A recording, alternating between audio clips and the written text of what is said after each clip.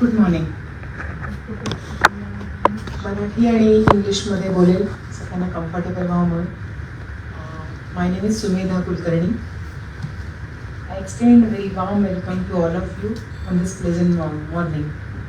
And it's indeed a pleasure to see you all who have taken time on this weekend and made it to this wonderful session on Mind Your Mind by the renowned expert Dr. Purnima Gauri.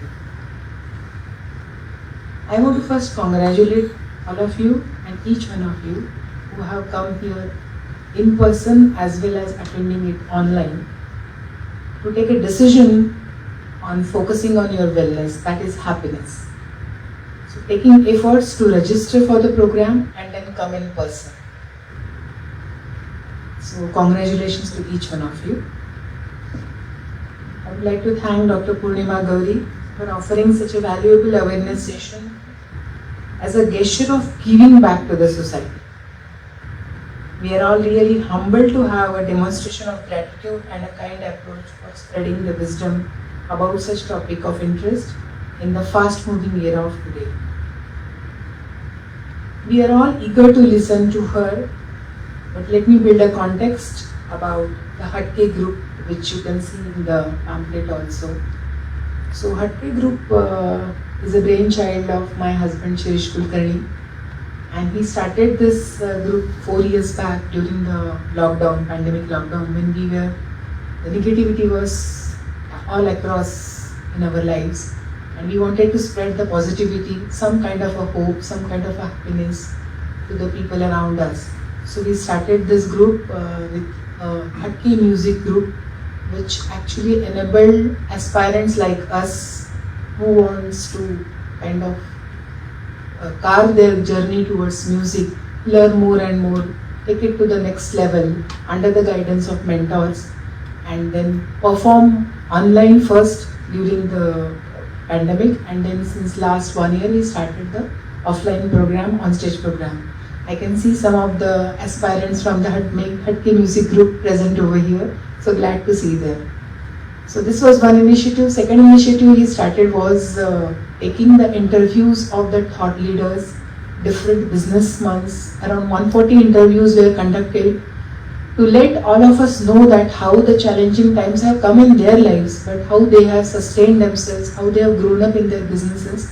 And it included all the different stalwarts from different areas, including Dr. Raghunath Mashvikar sir, Prashant Damle, then Kiran Nadkarni sir, Salil Kulkarni, the music director.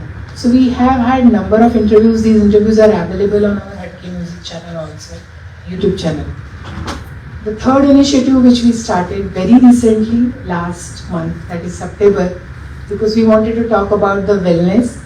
And wellness, when we think of, it is not just the physical wellness, but including the emotional, cognitive wellness, financial wellness, social wellness, environmental wellness. We would like to kind of enrich ourselves by listening to experts in the respective fields and kind of think of these wellness on different dimensions. So today's is the second session on emotional and cognitive wellness. So I'm glad to be present over here with all of you. नवरात्रीचा 8वा दिवस आहे, अष्टमीचा दिवस आहे, आणि what could be better than having Dr. Purnima in the form of Durga to enrich us on this very important topic of emotional and cognitive wellness. आपल्याला तिचं ऐकायचं आहे, पण मी थोडक्यात तिची ओळख करून देणं is a mandatory thing for all of us to know about her. So she is a consultant neurologist, coach and artist. She seamlessly bridges the worlds of medicine, art and personal development. She kindles endless possibilities for all fortunate enough to cross the path. She stands as a trusted consultant neurologist at the prestigious Joshi Hospital and Sancheti Hospital.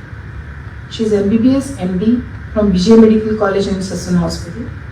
She has done her DNB neurology under the mentorship of renowned Dr. G.M. Tauri in Nagpur. She is a true social engineer, captivating hearts through groundbreaking projects focused on emotional wellness.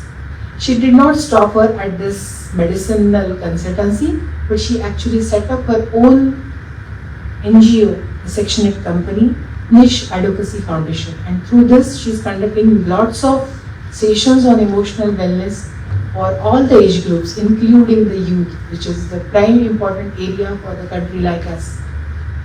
She finds solace in melodic wonders of music. She has a good habit of doing the painting during her leisure time. I don't know when she gets that, but she does that. I have seen wonderful creations of her. She rides bicycle, and then she actually spends time in nurturing the plants during the gardening. So I would like to welcome her by giving a token of plant from Hatke Group. Shirish, can I request you to present her this plant?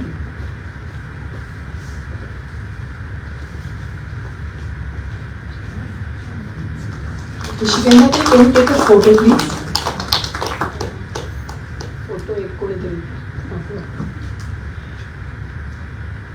So we are all eager to wait. Let's discover the wonders that await when the heart, mind, and the artistry come together, all guided by the brilliance of Dr. Purnima, the catalyst for a life filled with joy, growth, and emotional happiness. Thank you so much. Let's listen to Dr. Purnima. A very good morning to all of you. नमस्कार मित्रांनो आणि मैत्रिणींनो. Marathi English असं mixture असणार आहे. Mind your mind म्हणजे मनाची काळजी. सो हेल्थचं definition WHO world health organization has defined health as not absence of disease. आजारी नसणं म्हणजे हेल्दी असणं नाही. It is the presence of a sense of wellbeing. आणि कोणत्या क्षेत्रात? फिजिकल, शारीरिक, मेंटल अँड स्पिरिच्युअल, म्हणजे मानसिक आणि आध्यात्मिक दोन्ही. So this goes quite hand in hand with the Vedantic philosophy of body, mind, intellect and the spirit. आणि ह्या सगळ्या क्षेत्रामध्ये जेव्हा आपल्याला सेन्स ऑफ वेलबिंग असतं, when we are feeling healthy in all these spheres, then we have health. That is how WHO defines health. And on this note WHO did a lot of research on functionality. म्हणजे एखादी व्यक्ती किती functional आहे, आणि मग फंक्शनॅलिटीवरनं concept आली डिसेबिलिटीची. Functional नसेल तर डिसेबल्ड आहे. मग डिसेबल्ड किती आहे? तर प्रत्येक आजाराची एक वेगळी वेगळी स्केल असते. Every disease has its own scale of assessment. पार्किन्सन्सची वेगळी, ॲक्सिडेंट झाला तर पायाला फ्रॅक्चर झालं तर त्या डिसेबिलिटीची वेगळी, आर्थरायटिसची वेगळी. सो डिझीज स्पेसिफिक स्केल्स असतात. WHOने हुडास नावाची एक स्केल बनवली, ॲब्सोल्युटली ब्रिलियंट. मला नेहमी सांगताना गुजबम्सच येतात की इतकं सुंदर काम आहे ते, की डिसेबिलिटी असेसमेंट स्केल त्यांनी केली. Doesn't matter what you have, doesn't matter if you don't have any disease, are you functional. त्याच्यासाठी मग 6 डोमेन्स मधले प्रश्न आहेत. Are you meeting people, are you contributing to society, असे सगळे क्वेश्चनर्स आहेत ते. So doesn't matter if you have an illness or not, that doesn't determine तुम्ही फंक्शनल आहात की नाही. So to be functional, absence of डिझीजचा प्रश्न नाही आहे, प्रेझेन्स ऑफ वेलबिंगचा प्रश्न आहे. So even with diabetes, if you have wellbeing, you are healthy. Even with hypertension, if your BP is controlled, you are contributing to society, you are living your life in a certain way, then you are healthy. So healthy चा absence or presence of disease शी संबंध नाही आहे. Healthy चा presence of sense of wellbeing शी संबंध आहे. आणि WHO's document is available. Just कोणाला इंटरेस्ट असेल तर 6 डोमेन्स म्हणजे कोणत्या कोणत्या क्षेत्रातले आपले प्रश्न, 36 प्रश्न आहेत प्रत्येक डोमेनमध्ये, 6 प्रश्न. You can do your on self assessment also. So this is this concept of body, mind, intellect and spirit. तर आपल्याला फिजिकल हेल्थ सगळ्यांना माहिती असते, फिजिकल फिटनेस सुद्धा सगळ्यांना माहिती असते. त्याच्यासाठी जिम आहे, डायटिशियन आहे, आता तर क्रेज आहे, एक वेव आहे फिजिकल फिटनेसची सुद्धा. पण मग माइंडच्या फिटनेसचं काय? आणि आपण माइंडकडे बघतो तर एकाच पद्धतीने बघतो, आपल्याला वाटतं माइंड, पण त्याचेही 2 भाग आहेत. कारण ब्रेनमध्ये तसे 2 हार्ड ड्राईव्ह आहेत. Okay, so there is intellectual fitness and there is emotional fitness. हे 2 भाग, मनाचेही 2 भाग आहेत. एक आपलं रॅशनल मन आहे आणि एक भावनिक मन आहे. तर रॅशनल आणि विचारवंत जे मन आहे, दॅट इज इंटेलेक्ट, बुद्धिमत्ता. आणि मग भावनिक क्षेत्र म्हणजे the emotions, which was considered centuries and so many years ago when the principles were set up in our scriptures. Most religions talk about emotional wellness. Most of them, I think all of them. कारण emotional वेलनेससाठीच रिलिजनची स्थापना झाली असं आपण म्हणू शकतो. So there are many ways of looking at mental health. Spiritual way एक आहे, आध्यात्मिक, मग रिलिजियस वे आहे, मग सायकोलॉजी पण ह्याच्याकडेच बघतं, सायकियाट्री पण बघतं आणि न्यूरोसायन्स. आणि आता न्यूरोसायन्सकडे इंजिनियर्स पण खूप बघतात, कारण सगळं artificial intelligence is just mimicking our own brain. So we are going to look at mental health today from the perspective of neuroscience. की न्यूरोसायन्स आपल्याला काय सांगतं, तर आपली जी आयडेंटिटी आहे, म्हणजे ऍक्च्युली माझा चेहरा कसाही असता तरी काही फरक पडला नसता. I am here in front of you because of my thoughts, because of the work I have done, not because of the way I look. तर खरं आपली जी आयडेंटिटी असते ती आपल्या कामामधून असते. हे सगळे कसेही दिसत असते तरी इथे असते. Even in the beauty industry शेवटच्या राऊंडला जे प्रश्न विचारले जातात तिथून विनर ठरतो. आणि मग so even there and then the decisions they took after they won the beauty award, that was how they decided and how took their decisions, their brain took their decisions. So our identity is actually because of the way our brain is wired, and not just famous people but any person on the road, any person, the identity is because of the brain. मेंदू कसा काम करतो त्याच्यामुळे आपलं व्यक्तित्व, व्यक्तिमत्व, आपली ओळख असते. आणि मग ह्या ओळख असलेल्या मेंदूबद्दल आपण आज बघणार आहोत. तर मॅनेजमेंट प्रिन्सिपल्स म्हणजे BBA MBA वाल्यांच्या लोकांच्या दृष्टीतनं आपण थोडं ब्रेनकडे बघू. तर हायरार्की सिस्टम आणि हेटेरार्की सिस्टम असते. हायरार्की म्हणजे एक बॉस आणि बाकी सगळे कामगार. पण ब्रेनमध्ये एक हेटेरार्की सिस्टम आहे, म्हणजे everybody is accountable to each other, everybody is talking to each other. अशा पद्धतीने ब्रेन फंक्शन करत असतो. Of course there is some amount of hierarchy, पण जास्त करून अकाउंटेबिलिटी बाय डायरेक्शनल आहे मेंदूमध्ये.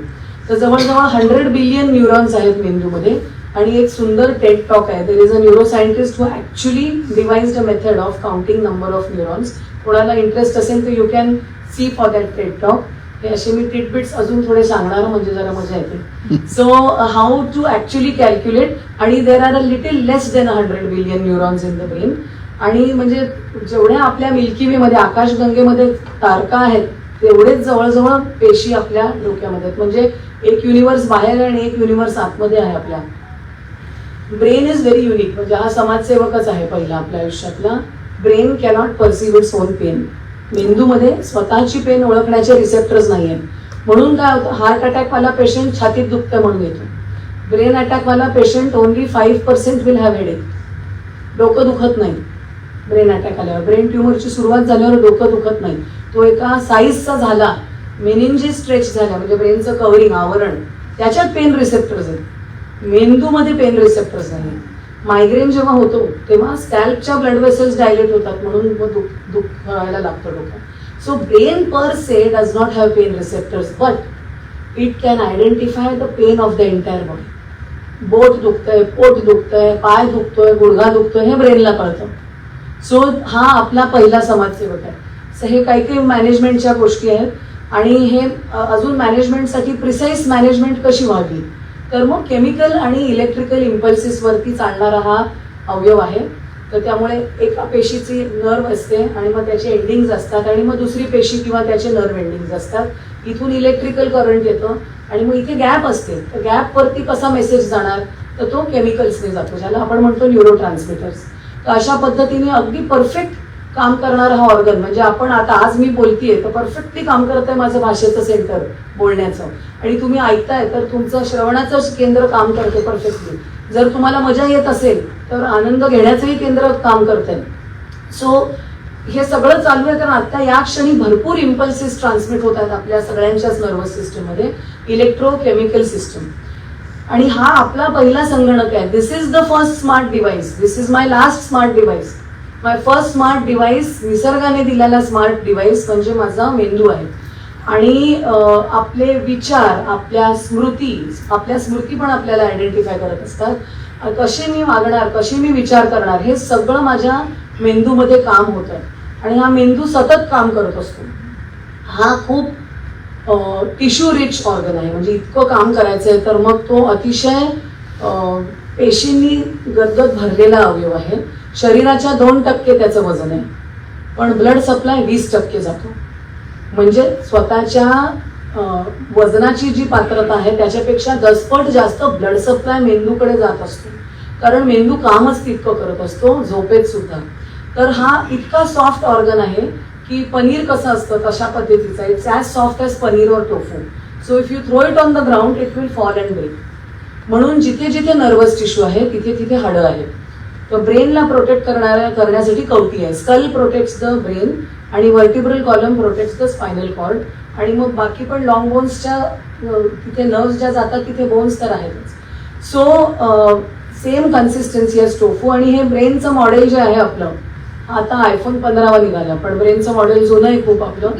आणि त्याच्यात इव्होल्युशन होतंय, घडतंय. आपण म्हणतो ना प्रत्येक पिढी स्मार्ट असते पहिल्या पिढीपेक्षा, इव्होल्युशन होतंय. पण स्कलचं पण मॉडेल जुनंच आहे ना. स्कलचं मॉडेल अजून जुनं आहे. जेव्हा स्कल बनलं आपलं, कवटी जेव्हा बनली निसर्गात, तेव्हा आपण हंटर्स आणि गॅदरर्स होतो. आपण धावायचो आणि प्राण्यांना मारून खायचो आणि शेती करायला शिकलो नंतर वगैरे. मग घोडस्वारी सुरू झाली आणि मग पडलं तर तेव्हाही डोकं फुटायचं, कारण त्या स्पीडसाठी पण कवटी बनली नव्हती. आणि आताच्या टू व्हीलर्ससाठी तर मुळीच डिझाईन नाहीये ह्या स्कलचं. म्हणून हेल्मेट घातलं पाहिजे. म्हणजे मी पुण्यात आल्यावर मला धक्काच बसला की आम्ही नाही घालणार, पण घातलं पाहिजे, कारण टोफू सारखं किंवा पनीर सारखं आपलं ब्रेन आहे आणि आपल्या आयडेंटिटीचं ऑर्गन आहे. So it has to be protected. आता हे मॅनेजमेंट कॉन्सेप्ट इथे परत की काम वाटून दिलेलं आहे. म्हणजे मेंदूचं समाजशास्त्रच आता सुरू झालं इथे.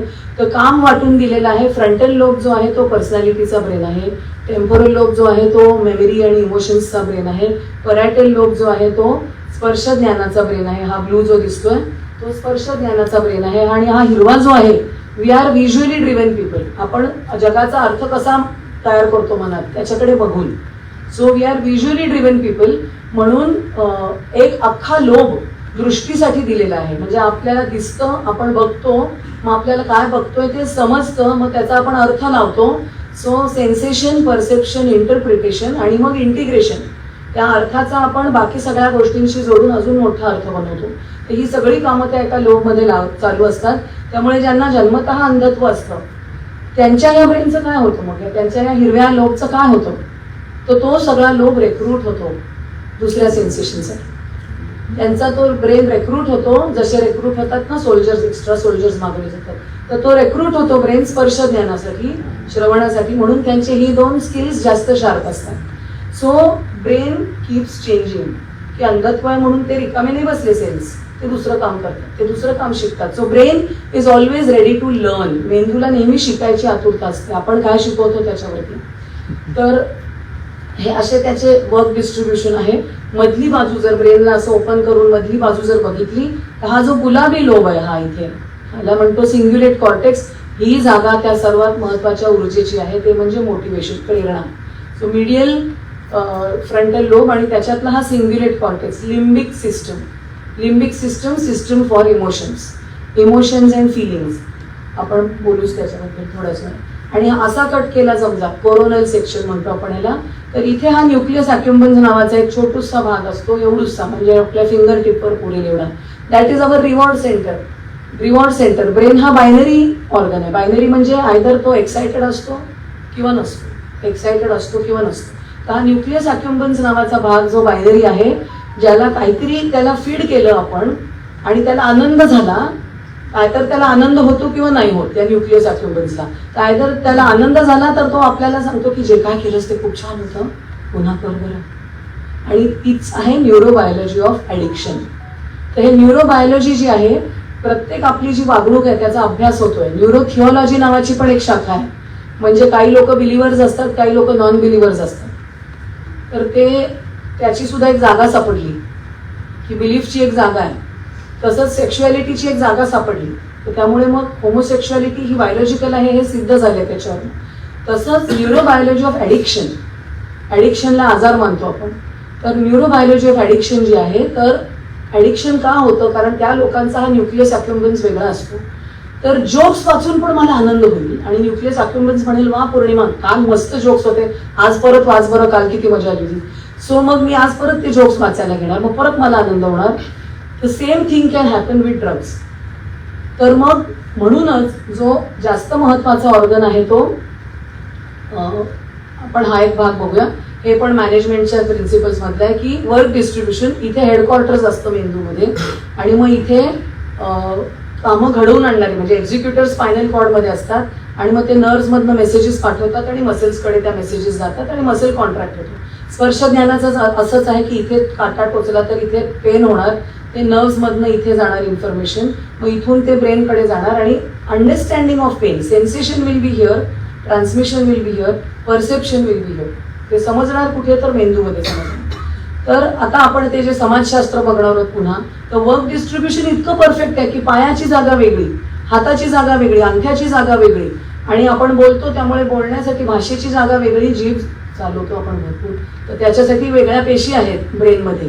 तर जो अवयव जास्त वापरतोय त्याच्यासाठी पेशी जास्त आहेत.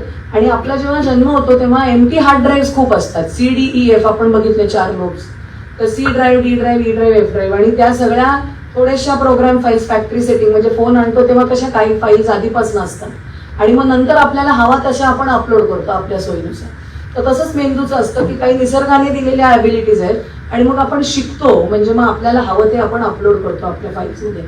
तर त्या ज्या एम्प्टी हार्ड ड्राईव्ह आहेत त्या आपण काय कसलं आपलं ट्रेनिंग होतं त्याप्रमाणे नॉलेज त्याच्यामध्ये भरलं जातं. तर भीमसेन जोशी तुम्हाला ज्यांनी अटेंड केले असतील त्यांचे कॉन्सर्ट्स, तर त्यांच्या ब्रेन सर्जरी नंतर सुद्धा त्यांनी परफॉर्म केलं, कारण त्यांची जी हार्ड ड्राईव्ह होती त्याच्यात नुसतं म्युझिकच भरलं होतं सगळीकडे, त्यामुळे सर्जरीने काही फरकच नाही पडला त्यांना, इक्वली एक्सलेंट परफॉर्मन्स. तर आपण जे करत राहू तेच इन्फॉर्मेशन अपलोड होत राहतं ब्रेनमध्ये, कारण ब्रेन सतत आतुर आहे शिकायला. तर हा जो भाग आहे आपल्या कपाळाचा, म्हणजे माकडांचं कपाळ असं आहे, आपलं असं आहे, हा जो एक्स्ट्रा ट्रायंगल आहे ना तोच तो विवेकबुद्धीचा ब्रेन आहे. प्री फ्रंटल कॉर्टेक्स हा जो इथे भाग आहे, हा इथे फ्रंटल लोब प्लॅनिंगचा ब्रेन आहे, आणि त्याच्यामध्ये हा सर्वात मोठा हा इकडचा ब्लू भाग जो आहे तो प्री फ्रंटल कॉर्टेक्स म्हणजे रॅशनल थिंकिंगचा ब्रेन. आणि हा जो इथला ब्रेन आहे आपण इमोशनल ब्रेन जो आहे तो या साईडला आहे, हा हिपोकॅम्पस म्हणजे शॉर्ट टर्म मेमरी वाला ब्रेन आहे. तर इथला जो ब्रेन आहे त्याला पॅलिओ कॉर्टेक्स म्हणतात.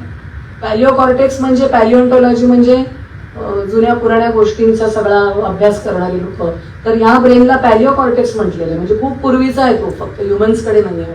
मगरमच्छ यांना पण राग येतो, मासे आपण बघतो डिस्कवरी चॅनलमध्ये तेही चिडतात, त्यामुळे चिडणं हा काही आपला स्वतःचा स्पेशल हे नाही आहे.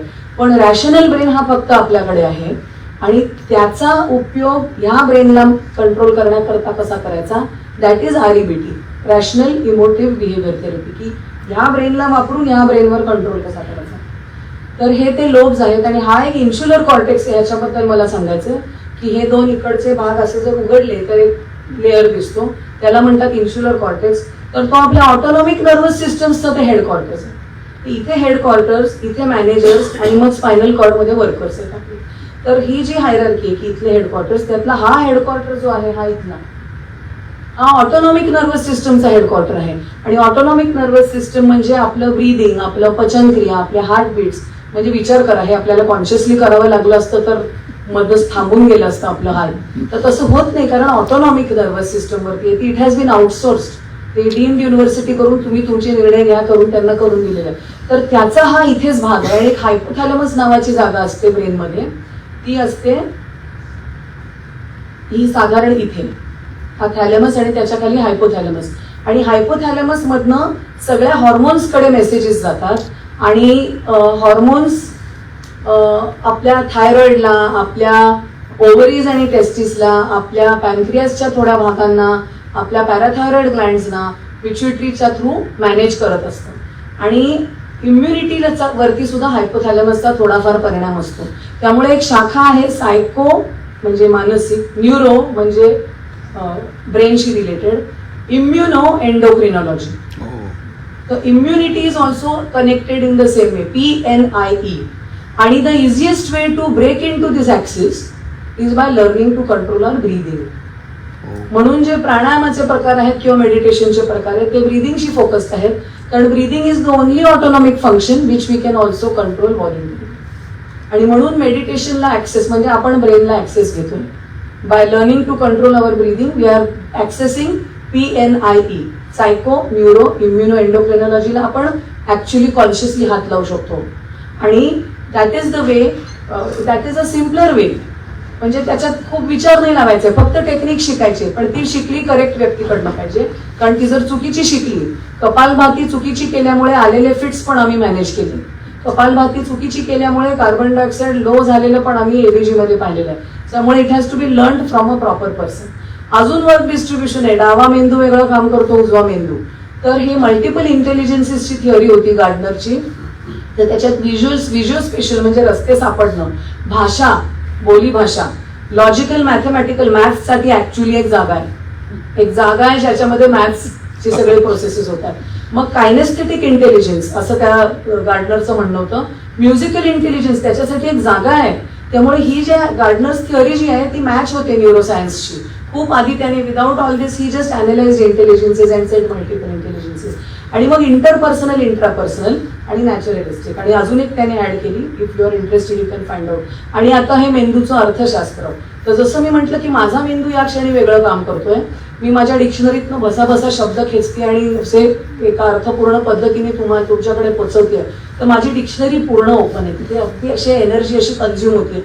माझं बोलण्याचं केंद्र ओपन आहे आणि तिथे अशी एनर्जी कन्झ्युम होती. पण तुमचं श्रवण केंद्र चालू आहे, इंटरेस्ट तुम्ही घेताय तर इंटरेस्टचं केंद्र चालू आहे. जर आनंद होत असेल तर आनंदाचं केंद्र चालू आहे, जर बोर होत असेल तर बोर्डमचं केंद्र चालू आहे. तर वेगळ्या जागा मेंदूच्या तुमच्या या क्षणी सुरू आहेत.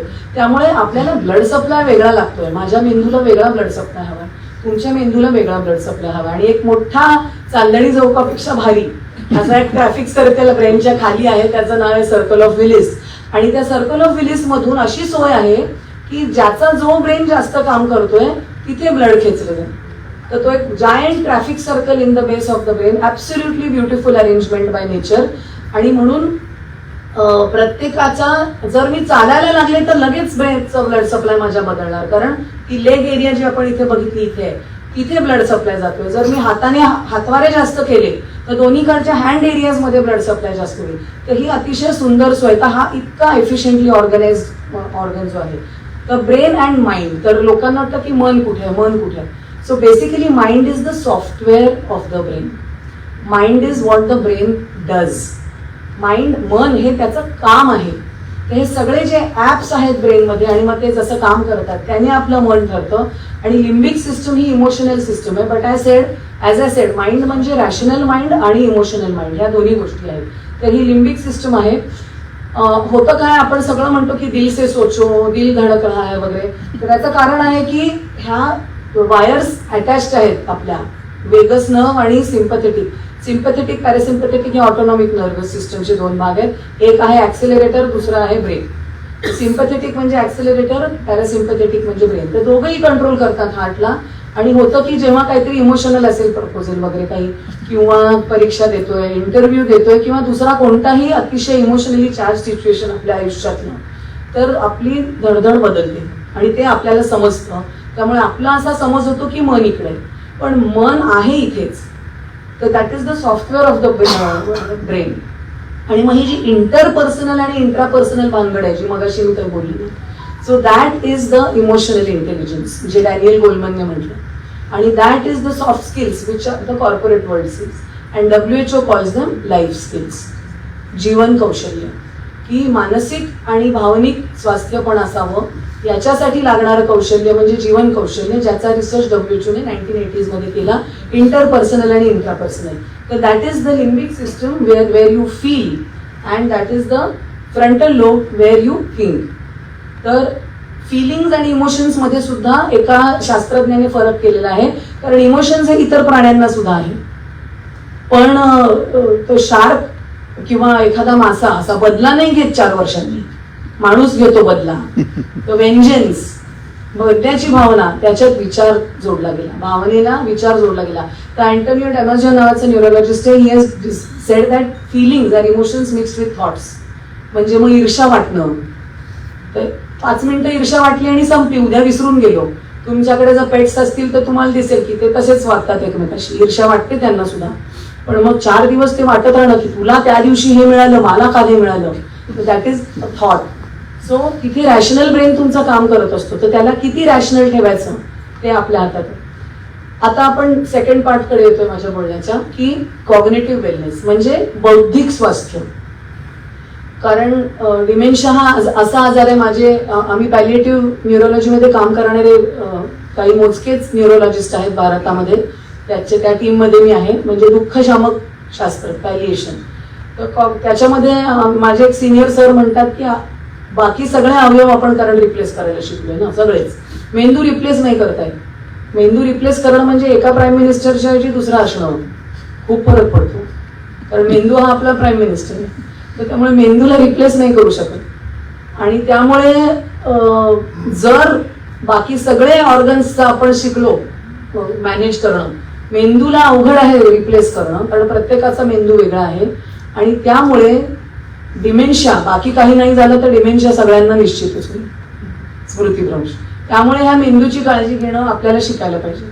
तर आपण ह्या ज्या बुद्धिमत्ता बघितल्या, व्हिज्युअल स्पेशल, रस्ते सापडणं. कारण लोकांचा समज काय, डिमेन्शिया म्हणजे स्मृतिभ्रंश म्हणजे विसरणं. पण आपण काय काय विसरू शकतो? आपण अनेक गोष्टी विसरू शकतो. आपण रस्ते विसरू शकतो, भाषेतले शब्द विसरू शकतो, मॅथ्स विसरू शकतो, म्युझिक पण विसरू शकतो. तर डिमेन्शिया, पार्किन्सन्स प्लस सिंड्रोम्स आणि एज रिलेटेड कॉग्निटिव्ह इम्पेअरमेंट म्हणजे वयोमानाने होणारा स्मरणशक्तीतला लॉस. तर ह्या 3 गोष्टींबद्दल आपण थोडंसं बघू. तर एजिंग आणि न्यूरो डिजनरेशन. एजिंग म्हणजे वयोमानाप्रमाणे होणारे बदल. हे जे डिकेड आहे आता, ते WHO ने 2020 पासून 2030 पर्यंत डिकेड ऑफ हेल्दी एजिंग असं डिक्लेअर केलेलं आहे. So it is just at the right time that the wellness programme has started. So होतं काय की ॲपोप्टॉसिस नावाची क्रिया होते. म्हणजे काही जणांच्या काही पेशी वेळेआधीच मरण पावतात. पेशी, सेल्स, ॲपोप्टॉसिस म्हणतात त्याला, प्रोग्राम्ड सेल डेथ. म्हणजे ती पेशी अचानक एक दिवशी गळून पडते त्या सिस्टममधून. आणि असा हा जो ते आपण 100 बिलियन सेल्स वगैरे म्हटलो, त्याच्यातल्या अशा त्या गळायला लागल्या. आणि आपण पाहिले काय काय कामं करतो तो मेंदू. तर त्यातनं त्या अशा पेशी गळायला लागल्या तर ती कामं आपली होणार नाहीये. तर ॲपोप्टॉसिस ज्यांच्यामध्ये होतं त्यांच्यामध्ये न्यूरो डिजनरेशन ही क्रिया सुरू होते. तर ॲपोप्टॉसिस का होतं ह्याच्यावर भरपूर रिसर्च चालू आहे. बरेचसे बिलियनियर्स जे आहेत वेस्टर्न देशातले, ते इमॉर्टॅलिटीवरती पण रिसर्च चालू आहे आपला. पण आधी न्यूरो डिजनरेशन, त्यामुळे जर काही ब्रेक थ्रू झालं तर तिथनंही होईल. पण अजून तरी ॲपोप्टॉसिस वरती आपण कंट्रोल साधू शकलेलो नाही. आणि आपण जसं बघितलं की हे वेगवेगळे जागा वेगवेगळी कामं करतात. त्यामुळे डिमेन्शियाचं डेफिनेशन काय आहे? Global इम्पेअरमेंट of cognitive function. Global म्हणजे सगळंच्या सगळं कॉग्निटिव्ह फंक्शन आपलं हळूहळू कमी होतं. तर मेंटेशन किंवा कॉग्निशन, मेंटेशनवरनं डिमेन्शिया हा शब्द आलाय. कॉग्निशन म्हणजेच मेंटेशन, म्हणजे बुद्धिमत्ता, माणसाची बुद्धिमत्ता. तर highest level of human intelligence, ज्याच्यामुळे आपण इतर प्राण्यांपेक्षा वेगळे आहोत. तर काय काय आहेत मग आपले हे हायर फंक्शन्स जे इतर प्राण्यांना जमत नाही? तर आपल्याला एक जजमेंट असते, आपण एक जजमेंट कॉल घेतो. आपल्याला एक ते समज असते की अशा वेळेस असं करायचं, तशा वेळेस तसं करायचं. आपण प्लॅन करतो, आपण आपल्या प्लॅन्सना एक्झिक्यूट करतो. We execute the plan. So judgement, planning, execution ही फ्रंटल लोबचे फंक्शन्स आहेत सगळे. मग आपण अनालिटिकल थिंकिंग करतो, असं झालं तर असं होईल, तसं झालं तर तसं होईल, वगैरे वगैरे सगळं. इम्पल्सेस कंट्रोल करतो आपण. आपल्याला इच्छा होते काहीतरी करायची, पण आपण नाही, this is not the right place to do. आणि म्हणून आपण ते नाही करत. रागालाही असं आवडतो की आपण ज्यांना जमतं ते राग येतो, पण आता नाही मला तो दाखवायचा. सो इम्पल्स कंट्रोल हे फ्रंटल लोबचे फंक्शन्स आहेत. त्याच्यानंतर अंडरस्टँडिंग, ज्याला ग्नॉसिस म्हणतो आपण. तर काय काय आपण समजतो, जे जे आपण सेन्स करतो त्याला आपण समजून पण घेतो. तर व्हिज्युअल ग्नॉसिस असतं. म्हणजे जे मी बघतेय की आता माझ्यासमोर इतकी लोक बसली आहेत आणि मग पुढच्या एवढ्या वरल्या तेवढ्या नाही आहेत वगैरे, आणि इंटरेस्टने लोक हेड नॉडिंग करतात. हा व्हिज्युअल ग्नॉसिस माझा सुरू आहे. मग हिअरिंग, जे आपण ऐकतो त्याला ते आपल्याला ऐकू येतं आणि मग आपण ते समजून पण घेतो. तसंच स्पर्श जे करतो ते म्हणजे डोळे मिटून मी हे धरलं तरी मला कळणार आहे हा चष्मा आहे. तर ही पण एक बुद्धिमत्ता आहे. तर इम्पल्स कंट्रोल हा बाकी ठिकाणी पण ब्रेनमध्ये आहे. तर ग्नॉसिस हे इकडच्या ब्रेनचं फंक्शन आहे, समजणं. जे आपण जगातनं आत घेतोय इम्पल्सिस, त्यांचा अर्थ लावणं.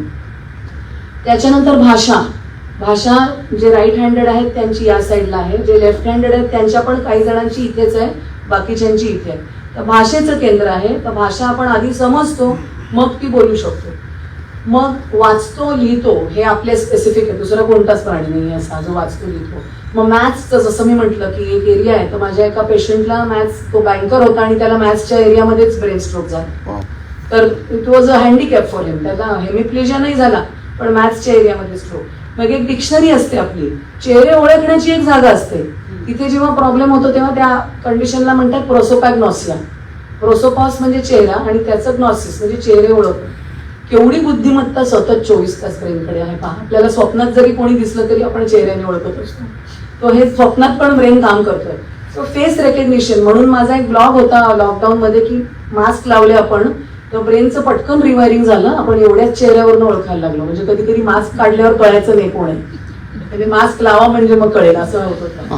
सो इतक्या पटकन तो ब्रेन बदलला आपला, नुसतं डोळ्यावरनं ओळखणं.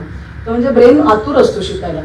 सो मग म्युझिक, जे राईट हँडेड आहेत त्यांची म्युझिकची एरिया इथे आहे, रिदमची पण इथे आहे. रस्ते ओळखणं म्हणजे इथून संचितीच्या पार्किंग पर्यंत कसं जायचं हे मला बोलून सांगता येणार आहे तुम्हाला. ते का? कारण ती एक एरिया आहे आणि ऍक्च्युली मला जाताही येणार आहे कारण ती एरिया माझी अजून काम करते. माझी थोडी वीक आहे ती एरिया, म्हणून मला गुगल मॅप्स खूप लागतं, पण ती एरिया आहे बेसिकली ब्रेनमध्ये. तर जॉमेट्रीचा जो आपल्याला कळतो जगाबद्दलचा, ड्रेसिंग, साधं साडी नेसणं म्हणजे 2 डायमेन्शनल रेक्टँगलला 3 डायमेन्शन मध्ये अतिशय कॉम्प्लिकेटेड आहे पण ती करतो आपण. तर ड्रेसिंग अप्रॅक्सिया पण होतो डिमेन्शियामध्ये.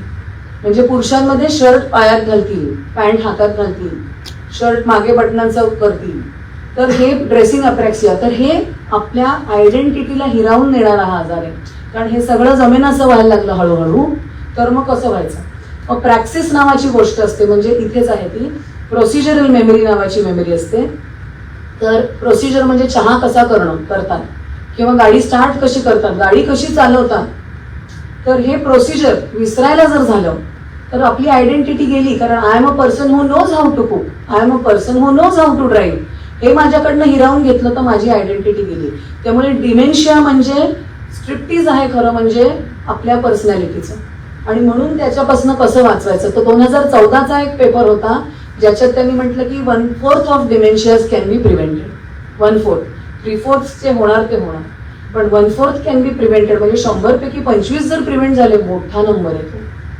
सो तर मग प्रोसिजरची मेमरी, डेटा, इव्हेंट्स आणि नाउन्स. तर बऱ्याच जणांना वाटतं की नाही त्यांना जुनं खूप आठवतं, त्यांना काही प्रॉब्लेम नाही आहे स्मृतीचा. तर ते जुनं का आठवत आहे? कारण ते खूप हार्ड ड्राईव्ह मध्ये आतमध्ये आर्काईव्ह फोल्डर्स मध्ये आहे आणि म्हणून ते तेच बोलतात कारण तेवढंच उरलंय.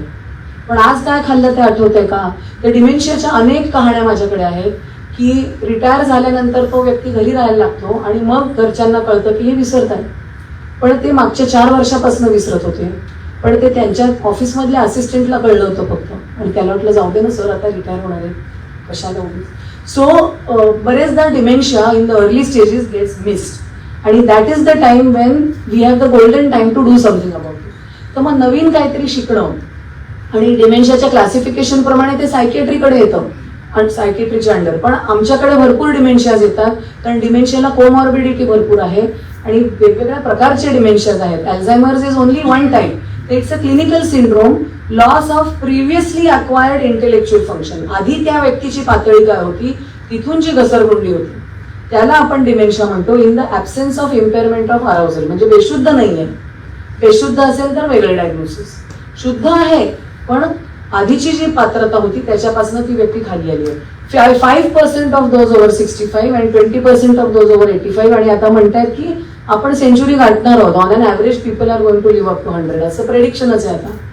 तर म्हणजे त्याच्यातले 20% जर काहीच कळणारे नसले तर त्यांना मॅनेज कसं करायचं हा प्रश्न आहे. अरे वा.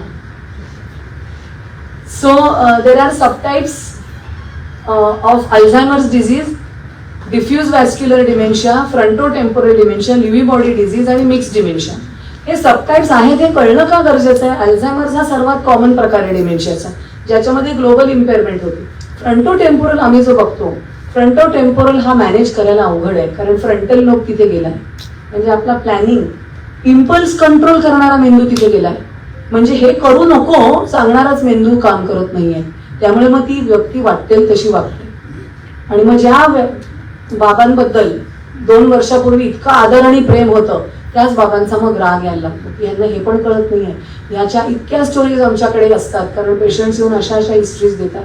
कपडे काढून खिडकीतनं उडी मारून पळून जाते माझी आई, त्यामुळे तिला लॉक करून ठेवावं लागतं. तर फ्रंटो टेम्पोरल डिमेन्शिया हा अतिशय मॅनेज करायला त्रासदायक आहे. वेटिंग हॉलमध्ये आम्हाला कळतं की यांच्या पेशंटला अल्झायमर्स असेल की फ्रंटो टेम्पोरल, पण अल्झायमर्सचे नातेवाईक डिप्रेस्ड असतात आणि फ्रंटो टेम्पोरलचे नातेवाईक चिडलेले, अँशियस आणि थकलेले असतात, कारण त्या पेशंटला मॅनेज करणं खूप थकवा देणारी गोष्ट आहे.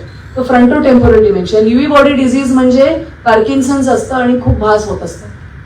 तर हाही डिमेन्शिया वेगळा आहे, त्यामुळे प्रत्येक डिमेन्शियाला वेगळ्या पद्धतीने मॅनेज करावं लागतं. B12 डेफिशियन्सी, थायरॉइड टेस्ट आणि अजून काही टेस्ट असतात ब्लडचे, ऑटो इम्युन एन्केफेलायटिस, हे रिव्हर्सिबल डिमेन्शियाज आहेत. त्यामुळे पहिल्या व्हिजिटला आधी आम्ही हे रूल आउट करतो आणि मग प्रिव्हेन्शन कसं करायचं. जसं मी म्हटलं 2014 मध्ये म्हणाले की 25% प्रिव्हेंटेबल आहेत, तर मग एक लाईफस्टाईल आपली रेग्युलर असली पाहिजे, दिनचर्या. त्यामुळे ज्या लोकांची ऑलरेडी रेग्युलर लाईफस्टाईल आहे, स्पेशली सर्व्हिसेस मधले लोक, एक्स आर्मीमेन, एअरफोर्स मधले वगैरे, इतकी रेग्युलर लाईफस्टाईल असते की ते खूप वर्ष कॉम्पेन्सेटेड स्टेटमध्ये राहतात. त्याच्यानंतर ऑलरेडी खूप शिक्षण ज्यांचं झालं असेल, त्यांचे कॉग्निटिव्ह रिझर्व्ह इतके असतात, खूप छान त्यांचा ब्रेन ऑलरेडी रिच असतो त्या सगळ्या सायनॅप्सिस मध्ये, की त्यांचे रिझर्व्हच इतके असतात की ते त्यांच्या डिमेन्शिया झाल्यानंतर सुद्धा अनेक वर्ष फंक्शनल राहतात. त्यामुळे नवीन काहीतरी शिकत राहायचंय, कॉग्निटिव्ह ऍक्टिव्हिटी करत राहायची आहे. आणि ब्रेन शिकायला आतुर आहे, सगळ्यांचा ब्रेन शिकायला आतुर आहे. त्यामुळे कीप टीचिंग युअर ब्रेन. तो जो न्यूक्लियस अक्युम्बन्स आहे त्याला स्वतःची अक्कल नाहीये. तुम्ही कॉमिक्स वाचा किंवा ड्रग्स घ्या, त्याला फरक नाही कळत. तर you have to choose whether you will be a treasure hunter or a trash collector. तर ते तुमच्या सतत विवेक बुद्धीने ठरवायचं. But keep on doing new things for yourself. Exercise ही शरीरासाठी नाहीच तर मनासाठी गरजेची आहे, कारण हेच जे ड्रग्ज विकत घेतात खूप पैसे देऊन, ते ड्रग्ज ऍक्च्युली ब्रेन बनवायला लागतं. एंडॉर्फिन्स, छान वाटायला लागणारे हॉर्मोन्स, न्यूरोट्रान्समिटर्स. 40 मिनिटाच्या व्यायामाने आपल्याला छान वाटतं का? कारण ते न्यूरोट्रान्समिटर्स ब्रेनमध्येच बनतात, फुकट, free of cost. So exercise, झोप ही झालीच पाहिजे, कारण सगळी जी हाऊसकीपिंग फंक्शन्स आहेत, मेंदूचा जो झाडू पोछा आहे हा झोपेत होणार असतो. तर त्यामुळे साफसफाई जी होते, जे बाहेर आलेले न्यूरोट्रान्समिटर्स परत आत घ्यायचे, इलेक्ट्रिकल डिस्चार्जेस कुठे जास्त आहेत ते बघून शांत करायचे, हे सगळं झोपेत होणार असतं. आपण जशा फाईल्स सेव्ह करतो, तर हे फाईल सेव्हिंगचं जे फंक्शन आहे ते झोपेत होणार असतं. त्याला आपण म्हणतो कन्सॉलिडेशन ऑफ मेमरी. त्यामुळे चांगली झोप जर झाली 7 तासांची, आणि how do you know enough sleep? सकाळी उठल्यावर फ्रेश वाटतं का? तर काही लोकांना 4 तासांनी वाटतं, काही लोकांना 8 तास लागतात. तर प्रत्येकाची जी नॅचरल रिक्वायरमेंट असते, उठल्यावर फ्रेश वाटतं का आणि दिवसा डुलक्या काढता का?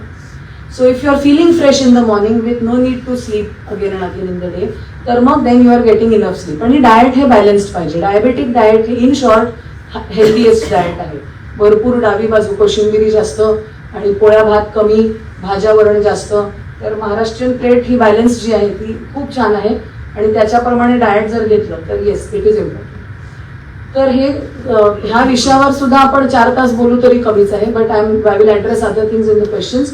मग आता आपण येतोय त्या दुसऱ्या मानसिक स्वास्थ्याकडे, भावनिक स्वास्थ्य. बौद्धिक झालं, आता मानसिक. आणि मानसिक मध्ये त्या 2 कौशल्यांची गोष्ट येते, म्हणजे इंट्रापर्सनल स्किल्स आणि इंटरपर्सनल. इंट्रापर्सनल म्हणजे मी माझं आतलं एन्व्हायरमेंट कसं मॅनेज करते, माझ्या भावना, माझं प्लॅनिंग, माझ्या इच्छा, ह्याला मी मॅनेज कसं करते.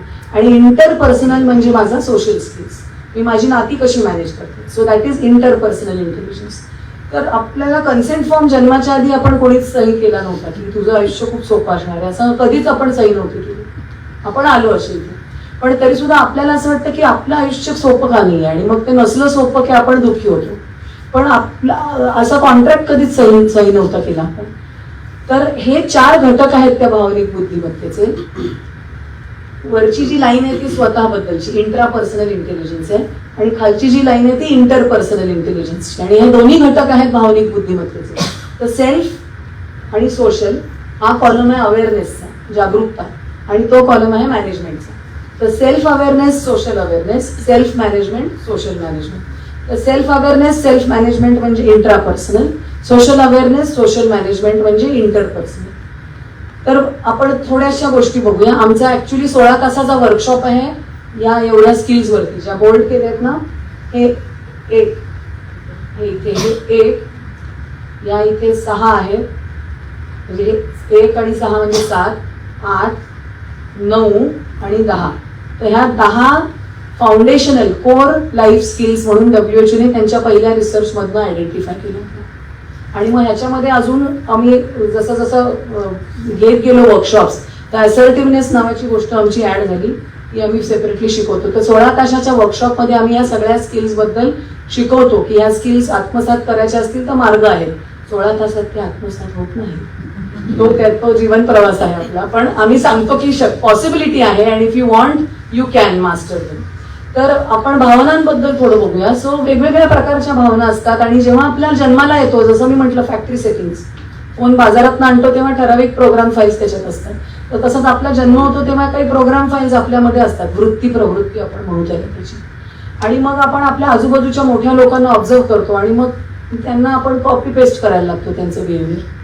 इथून कॉपी करा आणि पेस्ट करा. वडिलांना आईवर ओरडताना बघितलं तर आपणही ओरडून द्यायचे दुसऱ्या दिवशी, कॉपी पेस्ट. आणि जर त्यांना पाहिलं की अरे ते चिडलेत एकमेकावर पण किती छान मिटवलं भांडण त्यांनी, तर तेही आपण शिकणार असतो. So we learn to copy paste things. मग नंतर मित्रमैत्रिणी होतात, मग त्यांचं कॉपी पेस्ट शिकतो आपण. फाईल्स अपलोड होत आहेत. मग हळूहळू आपण शाळेत जायला लागतो, मग गोष्टी वाचायला लागतो. Mythology is the oldest way of educating या सगळ्या स्टोरीज. मग नंतर बाकीचं लिटरेचर आपण वागतो आणि मग एक मोठा इन्फ्लुएन्स आजकाल तर 11व्या वर्षापासूनच सुरू होतो, तो म्हणजे बॉलिवूडचा आणि सिरियल्सचा. OTT प्लॅटफॉर्म आले आता आणि बरेचसे जर आपण बघितले तर कन्सेप्ट नात्यांबद्दलचे आपल्या मनात आणि एस्पेशली OTT प्लॅटफॉर्मचं एक्सप्लोजन झाल्यावर मुलांच्या मनात ज्या नात्यांबद्दल कन्सेप्ट पाहिल्यात ते आपले कॉपी पेस्ट केले. थोडंसं अरे जाऊ दे ना, कशाला लग्न करायला बांधतात. त्यामुळे ही एक कॉन्सेप्ट झाली आहे बऱ्याच जणांची. आणि दुसरी कॉन्सेप्ट झाली की वेस्टर्न सिरियल्स बघून की नाही हे बरं वाटतंय त्यापेक्षा, this is a better deal. आणि त्यामुळे मग ह्या गोष्टी सगळ्या घडत गेल्या. If we are lucky we are wired to have faith and if we are lucky we know how to pray. तर प्रार्थना करणं हे एक टूल आहे. It is a tool to access your inner files. Okay, प्रार्थना करता येणं. आणि जसं मी म्हटलं की breathing is a good way, is a simple way to access your inner world. कारण त्याने आपण डायरेक्ट ऑटोनॉमिक नर्वस सिस्टम पर्यंत पोहोचणार असतो. तर हे दोन्ही ज्यांनी शिकलं असेल त्यांच्याकडे ते एक एक्स्ट्रा टूल किट होतो. ह्या भावना एवढ्या सगळ्या दिलेल्या आहेत, कुठची भावना वाईट नाहीये. का राग येतो? कारण ते सॉफ्टवेअर आहे ना राग यायचं. मग जशी अक्कलदाड नकोशी झाली तसा राग का नाही नकोसा झाला आतापर्यंत? If it is so bad. कोणत्या देवाच्या नावाने रागाचं लेबल आहे? क्रोध. शंकराच्या. काहीतरी महत्व आहे त्याचं. So it's like a pain receptor. राग जेव्हा येतो ही एक गोष्ट आहे आणि मग आपण चिडून आपला तमाशा करतो ती पूर्ण वेगळी गोष्ट आहे. राग येतो हे अतिशय महत्वाचं फंक्शन आहे. It's a protective system. राग येतोय म्हणजे काहीतरी चुकतंय आपल्या अवतीभोवती. पण आपण काय होतो, आपण त्या रागात बुडतो आणि व्यस्त होतो. त्याला आपण डिफिकल्ट इमोशन्स म्हणतो. तर अनेक प्रकारच्या भावना आहेत आणि प्रत्येक भावनेची रेंज आहे. आणि हे का आहे? कारण सॉफ्टवेअर आहे आपल्या ब्रेनमध्ये. पॅलिओ कॉर्टेक्स जुनाट आहे ते सॉफ्टवेअर, खूप जुनाट आहे पण आहे फॅक्टरी सेटिंग. मग त्याच्याशी ओळख करणं त्या सॉफ्टवेअरशी आणि त्याला ऍक्सेप्ट करणं. तर हर एक फिलिंग जरुरी होत आहे. प्रत्येक फिलिंग गरजेचं आहे कारण ते सॉफ्टवेअर आहे फॉर सम रिझन. म्हणजे काटा टोचला हात माझ्या पायाला तर दुखणार आहे कारण ते दुखलं मला तरच मला कळेल ना काटा आहे आणि मग मी काढीन. तर दुःख, राग, क्रोध, मग दुःख, त्याच्यानंतर अँझायटी चिंता आणि गिल्ट ह्या डिफिकल्ट इमोशन्स आहेत. आम्हाला गिल्ट आम्ही घ्यायचो नाही आधी, पण आमच्या एका स्कूल वर्कशॉपमध्ये एका 13 वर्षाच्या मुलाने सांगितलं की तुम्ही रागाचं सांगितलं, अरेबिटी दुःखाचं सांगितलं, गिल्टचं काय? So some of us are wired to feel guilty very easily. पटकन स्वतःवर घेतो आपण सगळं. तर ती पण एक डिफिकल्ट इमोशन आहे आणि it needs to be manage. तर ह्या सगळ्या भावनांना बदनाम करायच्या ऐवजी we should learn to manage them. आणि ह्याचे प्लॅटफॉर्म्स नाही आहेत कुठे. ऑफकोर्स धर्म आणि अध्यात्म हे शिकवतं पण ते सगळ्यांना नाही जमत. तर कॉग्निटिव्हली कसं इथे जायचं, कॉग्निटिव्हली म्हणजे बुद्धी वापरून भावनांना कसं मॅनेज करायचं, म्हणजे हाच फ्रंटल लोब याच टेम्पोरल लोबला कंट्रोल करायसाठी कसा वापरायचा, म्हणजेच आरईबीटी रॅशनल इमोटिव्ह. हे शक्य असतं आणि त्याच्या पद्धती आहेत, त्याचे मार्ग आहेत. आणि ही एक डिफिकल्ट भावना आहे अजून एक, प्रेम. तर ते प्रेम हे बॉलिवूडने मार्केट केलेली भावना असल्यामुळे त्याच्याबद्दल गैरसमज खूप आहेत आणि ते समजायच्या आधीच आपण त्याच्यात पडतो असं म्हणतात ना. त्यामुळे आज क्राऊड थोडा मिक्स्ड असल्याचं मला फार बरं वाटतंय. तर ह्या भावनेला सुद्धा डिफिकल्ट इमोशन्स मध्येच धरते. आणि म्हणून मग काय होतं, आपण त्याच्यावर घसरून पडू शकतो आणि ही गोष्ट होते आपली, घसरून पडतो आणि त्या चक्रव्यूहात अडकतो आणि मग आपल्याला बाहेर कसं पडायचं माहिती नसतं. So there are actually techniques to deal with this, ज्या आत्ता 5 मिनिटात सांगता येणार नाहीयेत, पण त्या असतात आणि आपण आपल्या पण त्या डिस्कवर करू शकतो किंवा of course you can take help. तर बेसिकली एखाद्या भावनेला ओळखणं, तिला समजून घेणं आणि त्याला स्वीकारणं. म्हणजे राग आल्यावर मला राग आला आणि असा कसा राग आला आणि ही अशी कशी वागली आणि हे विचार करण्यापेक्षा, अच्छा राग आलाय मला, का आलाय, ही अशी वागली तरी माझ्याशी, हो बरोबर नाही आहे तिचं, मी असं करते, मी ना तिला शांतपणे सांगणार आहे. That also we can do. So there are ways. आणि ते करणं सोपं नसतं का, कारण त्या कॉपी पेस्टच्या फाईल्स आहेत आपल्या डोक्यामध्ये. आपण लोकांना चिडताना बघितलंय, ओरडताना बघितलंय आणि आपला एक गैरसमज झालाय की आरडाओरडा करणारा माणूस खूप पॉवरफुल असतो आणि मग आपणही आरडाओरडाच करतो. त्यामुळे हे आरीबिटी रागासाठी करणं हे गरजेचं आहे. आणि आपलं जे वायरिंग आहे आपल्या मेंदूचं, डिफॉल्ट वायरिंग, ज्या पद्धतीचा ब्रेन आपला आहे, we are wired to be social animals. तो एक वाघच आहे जो एकटा राहतो जंगलात, किंवा मेल हत्ती एकटे राहतात, पण फिमेल हत्तींचा समाज असतो. तर तसंच, कारण त्यांचं वायरिंग तसं आहे, they have a big community. तर हे आपलं वायरिंग समाजात राहण्याचंच आहे, वी कांट एस्केप दॅट. आणि म्हणून आता हे जे सोशल मीडियाचं जे सिस्टम झाली आहे सध्या, तिथे रिसर्च होता की फेसबुकवर जाऊन आल्यावर, लॉग ऑफ केल्यावर डिप्रेस्ड असतात बरेच लोक, कारण that does not satisfy our craving for social contact. For social contact we need to be face to face. कारण हे जे आपण बोलतोय, हे जे वाईब्स मिळतात एकमेकाचे, ते सोशल मीडियावर मिळत नाही. तो जन्म जेव्हा होतो आपला, तेव्हा आपण फॅक्टरी सेटिंग नेहमी जसं म्हटलं तेव्हा येतो. हे जी आपली अकॅडमिक बुद्धिमत्ता आहे, लिहिता वाचता येणं, सायन्स मॅथ्स आलंच पाहिजे वगैरे, हे सगळे हट्ट जे आहेत त्याच्यासाठी खूप इन्स्टिट्यूट्स आहेत, युनिव्हर्सिटीज आहेत, पण भावनांसाठी खूप कमी गोष्टी आहेत. आणि म्हणून त्या दृष्टीने आम्ही आमचं एनजीओ सुरू केलं, भावनिक बुद्धिमत्तेच्या दृष्टीने, की yes there are avenues to learn about this. आमचे इंटर्नशिप प्रोग्राम्स असतात, ऑनलाईन ऑफलाईन दोन्ही आहेत. रिसर्च इंटर्नशिप आहे, वर्किंग इंटर्नशिप आहे, आणि आम्ही हे वर्कशॉप्स घेतो.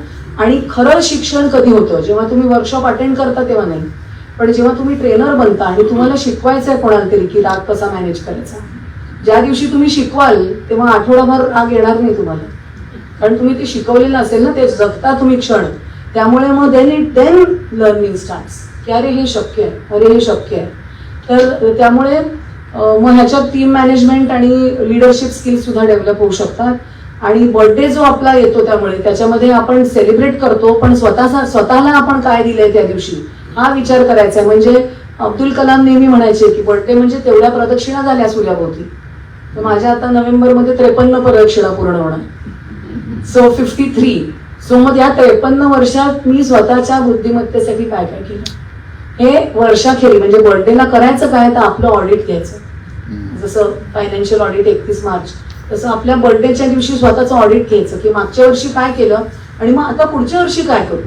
तर त्यामुळे birthday audit is for that, so that are we growing old, नुसतेच म्हातारे होतोय का, की are we growing up or are we maturing. तर ग्रोईंग अप आणि ग्रोईंग ओल्ड ह्याच्यामध्ये फरक आहे. आणि we should target growing up, कारण आपला तो डिमेन्शिया पण प्रिव्हेंट होणार आहे, तो डिमेन्शिया सुद्धा प्रिव्हेंट होणार आहे 25% ऑफ द टाइम्स. त्यामुळे इमोशनल लिम्बिक सिस्टमसाठी ऍक्टिव्हली काम करावं लागतं. आणि एज्युकेशनचं विवेकानंदांचं डेफिनेशन होतं की education is the manifestation of perfection already in man. त्यांचं असं म्हणणं होतं की everybody has the potential to be perfect. कुठे आहे ते पोटेन्शियल? आतमध्ये आहे. तर तो मूर्तिकार काय करतोय, नको असलेल्या गोष्टी काढून टाकतोय, म्हणजे उरतं काय मागे ते एक सुंदर मूर्ती. तर तसंच आपल्यातलं जे नको आहे ते काढलं आणि जर हवंय ते अजून डाउनलोड केलं, so we can also achieve perfection. Age is not a limiting factor. So today is a good day to start. आणि म्हणून this perfection education, self education, not just academic but emotional education is also important. आणि ते आपण स्वतःसाठी करू शकतो. आम्ही हे कॉलेज वर्कशॉप्समध्ये घेतो, मुलांना डिफाईन करायला लावतो, तुम्हाला काय वाटतं शिक्षण म्हणजे काय. मग त्या 100 पैकी 2-5 मुलांना हे असं वाटत असतं. बाकीच्यांना आपण इतकं ग्रिल केलंय ना सिस्टममध्ये, करेक्ट उत्तर द्यामध्ये, आणि चुकीचं उत्तर दिलं तर मार्क जाणार असतात, कारण त्यामुळे मग त्यांना खूप भीती वाटते बोलायची. तर टेक्निकल स्किल्स आणि अडॅप्टिव्ह स्किल्स नावाची गोष्ट आहे. अडॅप्टिव्ह स्किल्स म्हणजे वागण्यातले कौशल्य. आणि आता नोकऱ्या मिळवण्याच उपाय, पण त्या टिकवणं अवघड आहे, कारण टिकवायला या बिहेवियर स्किल्स लागतात, इमोशनल स्किल्स लागतात. त्यामुळे it is not even about health, it is also about your functionality, your financial functionality. आणि जसं जसं आर्टिफिशियल इंटेलिजन्स आपल्या आयुष्यात येतोय, मशीन्स हुशार होत चालली, तर मशीन्स सगळी हुशार होऊन गेली तर आपलं कसं व्हायचं? तर इथे भावनिक बुद्धिमत्तेचा रोल आता पुढच्या डिकेड्समध्ये अजून वाढणार आहे. कारण जी फालतू फालतू कामं आहेत ती सगळी मशीन्स करणार. आता घराचा झाडू पोछा करणारा पण तो रोबो आला, मग त्या बायकांना पण भावनिक बुद्धिमत्ता त्यांची वाढवावी लागणार आहे. त्यामुळे भावनिक बुद्धिमत्ता as more and more labour work is taken up by machines. मग ही नुसतीच लोक मोकळी बसली तर नुसतीच भांडतील. त्यामुळे emotional intelligence, emotional wellness is going to be even more important. आणि इंट्रापर्सनल, इंटरपर्सनल म्हटलं तसं. आणि कॅटलिस्ट, ऊर्जा देणारी काय स्थान आहेत मग आपली, की हे मी केलं पाहिजे. मोटिवेशन स्वतःपुरतं असणं, इतरांपुरतं असलं की मग कंपॅशन. गौतम बुद्धांना जे होतं की ते म्हणाले, बुद्ध माझ्या आधी खूप होऊन गेले आणि पुन्हाही होणार माझ्या नंतर. But why was that person different? Because he had compassion. त्यांना ऊर्जा कसली होती? कंपॅशन, की मी जे शिकलोय ते इतरांना शिकवायचं मला. So compassion is a driving force, motivation is a driving force. So spirit, body and mind हे सगळंच वेलनेस आपल्यासाठी अतिशय महत्वाचं आहे. Everything has to be healthy. तुम्हाला फिजिकल आजार, मेडिकल डायग्नोसिस तुमचा काही जरी असला तरी you can live a healthy life. Diagnosis doesn't matter. आणि passion, compassion is important. They are your driving forces. And I will leave you with this thought की are we thinking beings who feel or are we feeling beings who think? म्हणजे आपण भावना प्रधान विचारवंत आहोत की विचार प्रधान भावनाशील लोक आहोत. It's a debate. And you are open to follow us on Instagram आणि इंटर्नशिप कॉलेज गोईंग मुलं स्पेशली असली. आणि this is an open invitation to you all. Aarambh, आमची 4 वर्ष पूर्ण होत आहेत आमच्या एनजीओची. आमचे 3 इनिशिएटिव्ह आहेत, सक्षम, सारथी आणि संवाद. सक्षममध्ये आम्ही स्किल डेव्हलपमेंट करतो, सारथीमध्ये आम्ही सर्व्हिसेस प्रोव्हाइड करतो आणि संवादमध्ये आम्ही आउटरीच प्रोग्राम्स करतो म्युझिकचे, ज्याच्या थ्रू आम्ही म्युझिक आणि आर्टचा पण आमचा प्रोग्राम आहे मनरंग नावाचा, ज्याच्या थ्रू, कारण लोकांना हे कन्सेप्ट कळायला अवघड आहे म्हणून आम्ही वेगवेगळ्या पद्धतीने सांगतो. That is what we call cafeteria approach. एक मेन्यू कार्ड आहे आमचं. तर ह्याच्याबद्दल समजून घ्यायला तुम्ही you can join us next Sunday 10 o'clock Bal Shikshan Mayur colony. You can come. Open invitation to all of you. Free entry आहे. आणि बीजे मेडिकल कॉलेजचा म्युझिक बँड आहे आमच्या बरोबर. आणि प्रोग्रामचं नाव आहे आरंभ, because it is a beginning for us. The 5th year is beginning. So 4 वर्ष संपली हा वेगळा मॅटर आहे, पण 5वं वर्ष सुरू झालंय जास्त महत्वाचं आहे. So that is what we will be talking about that. Thank you so much. And any questions we can take.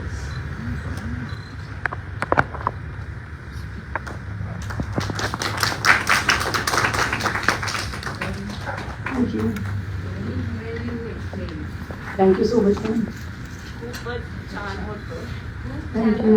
Compact करून तेवढ्या सगळ्या गोष्टी एकत्र आणल्या होत्या. होय. Receiving was really very okay. समजत होतं पण ते टिकलं पाहिजे ना. हो, तर ते फेसबुकवरती दिसेल, तुम्ही परत जाऊन बघा. So you can go through it. Talking also was very fast. हो, कारण ते टाइम. अर्थ पण पूर्ण भरलेला होता. त्यामुळे पहिला पॉइंट मला क्लिअर करायला आवडेल की सॅडनेस आणि डिप्रेशन ह्या 2 गोष्टी आहेत. उदास वाटणं आणि नैराश्य 2 वेगळ्या गोष्टी. सो उदासी हा मूड असतो. म्हणजे सकाळी मला थोडं उदास वाटत होतं, आता गप्पा मारून बरं वाटलं. आणि मग माझा एक प्रॉब्लेम होता तो सुटला, तर मला तर छान पण वाटते आता. तर ही उदासी झाली. डिप्रेशन सुद्धा म्हणजे अजून जास्त उदासी जेव्हा होते की नाही, ह्यातनं मी बाहेरच नाही पडू शकणार. होपलेस. मला कोणाची मदत पण नाही मिळणार आणि हा प्रॉब्लेम सुटणारच नाही. हेल्पलेस आणि वर्थलेस, की मीच काही उपयोगाचीच नाही. हेल्पलेस, होपलेस, वर्थलेस असं जेव्हा वाटतं तेव्हा मग दॅट इज डिप्रेशन. मग डिप्रेशन सुद्धा थोड्या वेळाचं असू शकतं किंवा ते अनेक दिवसांचं असू शकतं किंवा ती एक स्थिती असू शकते जी महिने तशीच राहील. तर मेजर डिप्रेसिव्ह डिसऑर्डर हा एक न्यूरोकेमिकल आजार आहे, ज्याच्यात ते हॅपीनेसचे हॉर्मोन्स जे असतात आपले, डोपामिन, सिरोटोनिन, ह्या सगळ्यांचं सिंथेसिसच कमी होतं. तर एंडोजिनस डिप्रेशन म्हणजे जसं डायबिटीस नुसतं गोड खाल्ल्यामुळे होणार नाही, तो ज्याला व्हायचा आहे तो होणारच आहे.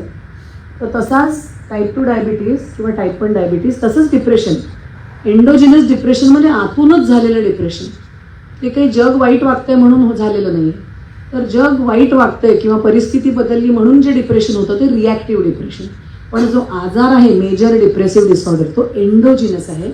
It's a neurochemical disease where the transmitters go down. तर त्यामुळे त्याला डायबिटीसला जसं मॅनेज करतो तसंच मॅनेज करावं लागतं. लवकरात लवकर ट्रीटमेंट सुरू केली तर तो लवकर कंट्रोलमध्ये येतो. आणि मेंटेनन्स थेरपी लागते अनेक पेशंट्सना डायबिटीससारखीच.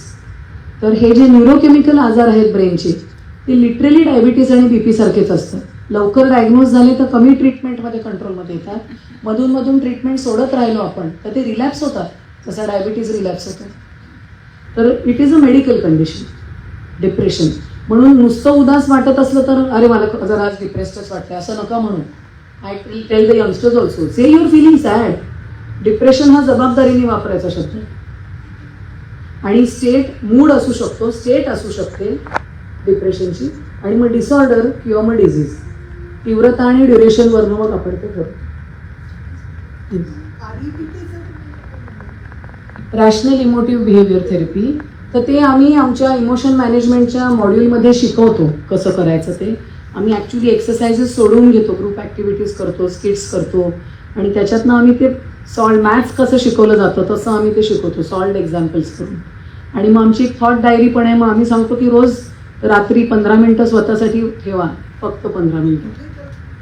वर्कशॉप्स ते आम्ही व्हेन्यू बदलतो. म्हणजे आम्ही कुठे जसं म्हणजे आम्ही इन्स्टिट्यूट्सना जाऊन सुद्धा केले. म्हणजे आमची दुसरी ॲक्टिव्हिटी जी होती NGOची आमची, तर आम्ही हेमलकासाला लोकबिरादरी प्रकल्पाच्या स्टाफसाठी घेतलं होतं. ते आम्ही मराठी, हिंदी, इंग्लिश तिन्ही भाषांमध्ये आमचे वर्कशॉप्स घेतो.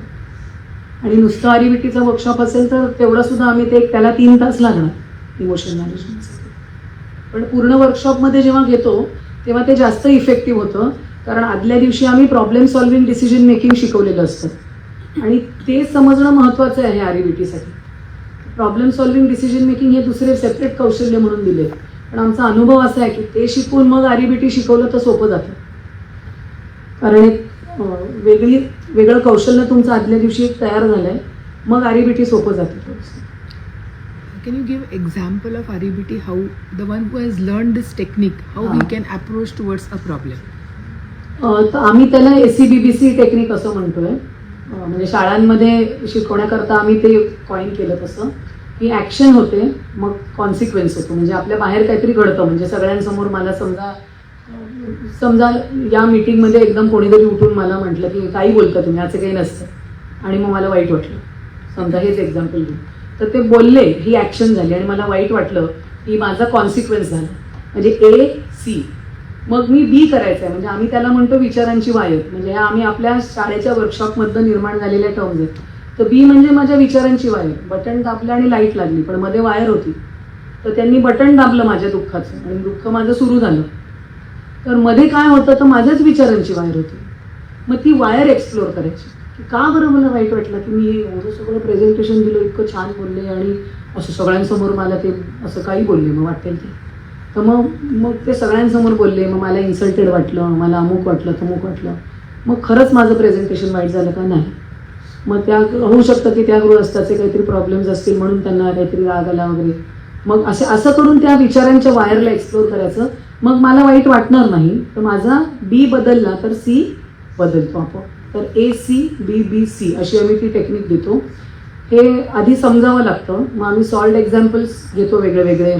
10वीतल्या मुलाचं, 12वीतल्या मुलाचं, किंवा बसमध्ये धक्का लागला आणि राग आला, अशी वेगवेगळी उदाहरणं घेतो. मग का राग आला, मग एक्सप्लोअर करा. मग ते सॉल्व्ह केलं एक्झाम्पल. हे वर्कशॉपमध्ये होऊन जातं. पण म्हणून मग आम्ही सांगतो की रोज रात्री, आणि हे तुम्ही करू शकता, रोज रात्री आजच्या दिवसातली एक डिस्टर्बिंग इमोशन घ्यायची. मग तो राग असेल, दुःख असेल, गिल्ट असेल, टेन्शन असेल. मग आज मला कधी आलं होतं, ह्या 4पैकी कधी आलं होतं मला? गिल्टी वाटलं का? तर हो वाटलं मला. ते मला ती शेजारी येऊन असं बोलून गेले आणि मला वाटतं अरे माझ्यामुळे झालं. मग खरंच माझ्यामुळे झालं का? खरंच माझं इतकं चुकलं का? तर जर खरंच माझ्यामुळे झालं असेल तर ते पुन्हा झालं नाही पाहिजे. मग मी उद्या जाऊन सॉरी म्हणणार आणि मग त्यांनी मला बरं वाटणार. पण नसेल माझ्यामुळे झालं तर मग मी उद्या जाऊन तिला एक्सप्लेन करणार की अगं तुला असं वाटतं पण हा गैरसमज झालाय तुझा, असं काही झालं नव्हतं. आणि तरी तुला वाईट वाटलं असेल तर आपण लक्ष देऊया. तर ही जी पुढच्या दिवशी ॲक्शन घ्यायची, तर every night you audit your day 15 minutes. तर हा विचार लावायचा, विवेक बुद्धी वापरायची आहे भावनांचं विश्लेषण करायला, आपल्याच ज्या भावनांचा आपल्याला त्रास होतो. तर अल्बर्ट एलिसने ते इन्व्हेंट केलं, पण बऱ्याच धर्मांमध्ये हे आहे की हे असं करा तुमच्या भावना, म्हणजे बुद्धी वापरा भावना समजायला बेसिकली. आणि मग रोज रात्री आपणच आपल्यासाठी 15 मिनिटं बाजूला ठेवले तर आपण आपलं आरीबीटी आपली टेक्निक पण आपण बनवू शकतो. But you have to give a thought की what are the disturbing emotions, why did I feel them. तो थोडंसं खोलत गेलं तर आपल्यालाच आपलं आपलं स्पष्टीकरण मिळणार असतं. आणि हे लिहून जर ठेवलं तर मग आपल्याला ते एक रेकॉर्ड पण राहतं आणि मग ते जमायला लागतं. मॅथ्सचं पहिलं एक्झाम्पल सोपं असतं मॅथ्सच्या एक्सरसाइज बुकमध्ये आणि शेवटचं अवघड असतं. पण मग ते अवघड एक्झाम्पल सुद्धा हळूहळू सोपं वाटायला लागतं आपल्याला सोडून सोडून. ह्यांचं होते मग तुम्हाला. हां,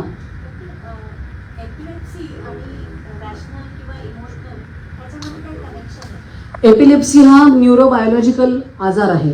एपिलेप्सी म्हणजे इलेक्ट्रिकल इम्पल्सिसचा इम्बॅलन्स. तर ते एक एपिलेप्टोजेनिक फोकसच असतो त्या ब्रेनमध्ये आणि तिथून ते शॉर्ट सर्किटिंग सुरू असतं. जसं वायरिंगमधनं शॉर्ट सर्किटिंग होतं तशी ती एक जागा बनलेली असते. इट्स अ बायोलॉजिकल स्टेट, म्हणजे तिथे ॲक्च्युली ती जागा असते जे EEGवरती आपल्याला कळतं त्या वेव्ज अशा तिकडच्या ॲबनॉर्मल आहे. तर त्याचा रॅशनल आणि इमोशनलशी संबंध नाही आहे. तो आजार आहे आणि त्याला ट्रीट करावं लागतं मेडिकली. इन्सुलेशन टेप लावल्याशिवाय शॉर्ट सर्किटिंग बंद होणार नाही आहे. तर त्यामुळे इन्सुलेशन टेप लावण्याचा मार्ग म्हणजे अँटी एपिलेप्टिक औषधं घेणं. आणि मग बिहेव्हिअरल साईड इफेक्ट्स त्या एपिलेप्सीचे असू शकतात किंवा औषधांमुळे सुद्धा काही जणांना होतात. मग ते आपण काउन्सिलिंगने त्यांना सुद्धा हे आरएबीटी वगैरे सगळं शिकून we can sort it out. खूप लहानपणी जर एपिलेप्सी झाली असली आणि खूप हेवी डोसेस लागले असले तर त्या लहानपणीच्या एपिलेप्सीमुळे आणि सोबत झालेल्या वेगळ्या कारणामुळेच्या ब्रेन डॅमेजमुळे 20% पेशंट रिफ्रॅक्टरी एपिलेप्सी असतात. म्हणजे 2 पेक्षा जास्त औषधं दिली तरी सुद्धा कंट्रोलमध्ये येत नाहीये. त्याला रिफ्रॅक्टरी एपिलेप्सी म्हणतो. त्याला आपण आजार म्हणतो, इट्स अ डिझीज. आणि हे बाकीचे जे 80% आहेत त्यांना आपण डिसऑर्डर म्हणतो, कारण ते नॉर्मल आयुष्य जगणार असतात. जुलियस सीझर, अलेक्झांडर, सिकंदर यांना एपिलेप्सी होती. त्यांना कॉम्प्लेक्स पार्शल एपिलेप्सी होती, हेही डॉक्युमेंटेड आहे. Tony Greig cricketer, Jonty Rhodes यांनाही एपिलेप्सी. जॉन टी रोड्स त्याच्या देशात काम पण करतो.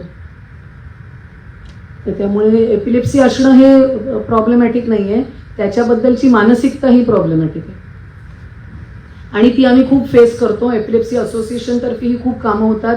इनफॅक्ट शोभा सरोदे मॅडम आल्या आहेत आज, मला खूप छान वाटलं त्यांना बघून. आमचं एपिलेप्सी असोसिएशनमध्ये एकत्र काम झालेलं आहे नागपूरमध्ये. तर आम्ही इतके भयानक गैरसमजांचे सिच्युएशन्स हाताळलेले आहेत. तुमचा प्रश्न होता. Yes, okay. First is concerning the younger generation. Yeah. The Gen X or the millennials or what we do. Yeah. What happens post-COVID? There has been the greater incidence of suicides Yes. and cardiovascular diseases Yes. in the age group of say 25 to 30. Yes. So the reasons, what are the causes which is leading to such conditions, and how you, as a neurologist, you are taking these cases. The second one is concerning the old age group, dementia. Now, how does the survivors in a family, how should they treat a person who is suffering from dementia? How should they care a patient who is suffering from dementia? Okay. Because there has been a lot of cases where there has been exchange of anger, excitement. Yes. So these are the two questions. Yeah. So for the youngsters, first of all, COVID and post-COVID are two different situations. During COVID, when the first wave and the second wave occurred, we did see a lot of young strokes, young heart attacks also, because in some people, COVID made the blood thicker. So there were hypercoagulable states. I was working in Bharti Hospital at that time, so we have seen 19-year-olds, 23-year-olds with brain strokes also. So that COVID did cause some amount of thickness of blood at that time. Post-COVID, we have still not come out of that whole phase entirely. I feel it's a bird's eye view as a doctor. I don't have any data for this, but people are researching on this. We are still in a flux. As a society, we are still in a flux. I would think that the exam departments would have some data because of the way the exams are conducted post-COVID. पहले साल में इस तरह से हुई, दूसरे साल इस तरह, and some other departments also. But we are still in a flux. There is a lot of anxiety. There is a lot of anxiety still. Behavior has changed. There was a wave of mass resignations also in the Western world as well, because people thought कि अरे मरना है तो I don't want to live like this, I want to live in a different way. So philosophies of life have changed for people. So we are still in a flux. वो अभी डब्बा hill ही रहा है. We have not yet settled down. We need to get a better control over our behavior, a better perspective on life. Yes, maybe COVID happened for a certain reason to the world, so that we get a better perspective on life. I feel that this whole emotional wellness thing is going to be more and more important, and the younger generation, especially because their parenting has been done not just by their biological parents, but by social media and a lot of films and serials. So that is also parenting. They were groomed by all that. So they have certain concepts of emotional states. So we need more and more platforms where discussions will happen about relationships, emotions and their management. So it is not just about physical health, because physical health will be determined by how we behave, the decisions we take, and decisions and behavior will be determined by emotions and intelligence. So I feel it all starts. That's why as a neurologist I started this NGO, because I feel that the more back thinking I do, it comes down to that. When I was treating patients with dementia, it is decline from previous level of ability. So I used to wonder, had this person reached his best possible state, and then if he is declining from the best state, he will come here. But if that person never explored himself or herself, he will come down from here. So this is very good. But if I manage to reach my best, even with dementia, I will come here. I am still better off than this person. So self-actualization is not just a spiritual concept. It's biological. We should all get that option. So actually the answer to both your questions comes down to self-actualization. I'll come to your second question now. How should caregivers treat the dementia patients? As I said, in my mind, two divisions I make. Alzheimer's and withdrawn patients and disinhibited patients, frontotemporal and disinhibited patients. The way both have to be managed is different. We need to stimulate these people and we need to curtail these people. Behavior needs to be managed medically, and it is possible. If the behavior is disinhibited, when frontotemporal dementias, their prescription is different from Alzheimer's dementia. And caregivers have to be empowered. So Sarthi is our support group. Caregivers have to be empowered with knowledge and the possibility that behavior can be managed medically. It has to be managed, because disinhibition is extremely troublesome. It gives you anguish that my mother, whom I respected so much, is behaving like this. So behavior has to be managed medically, and support groups are extremely important platforms where caregivers can exchange notes and how they have managed at their homes. So as I said, social networking is important, and knowing that you are not alone. What happens that caregiving is a very solitary process. It's a very isolation driven process, because that person is alone with that patient most of the time, and then they start feeling that this is my life and that's it.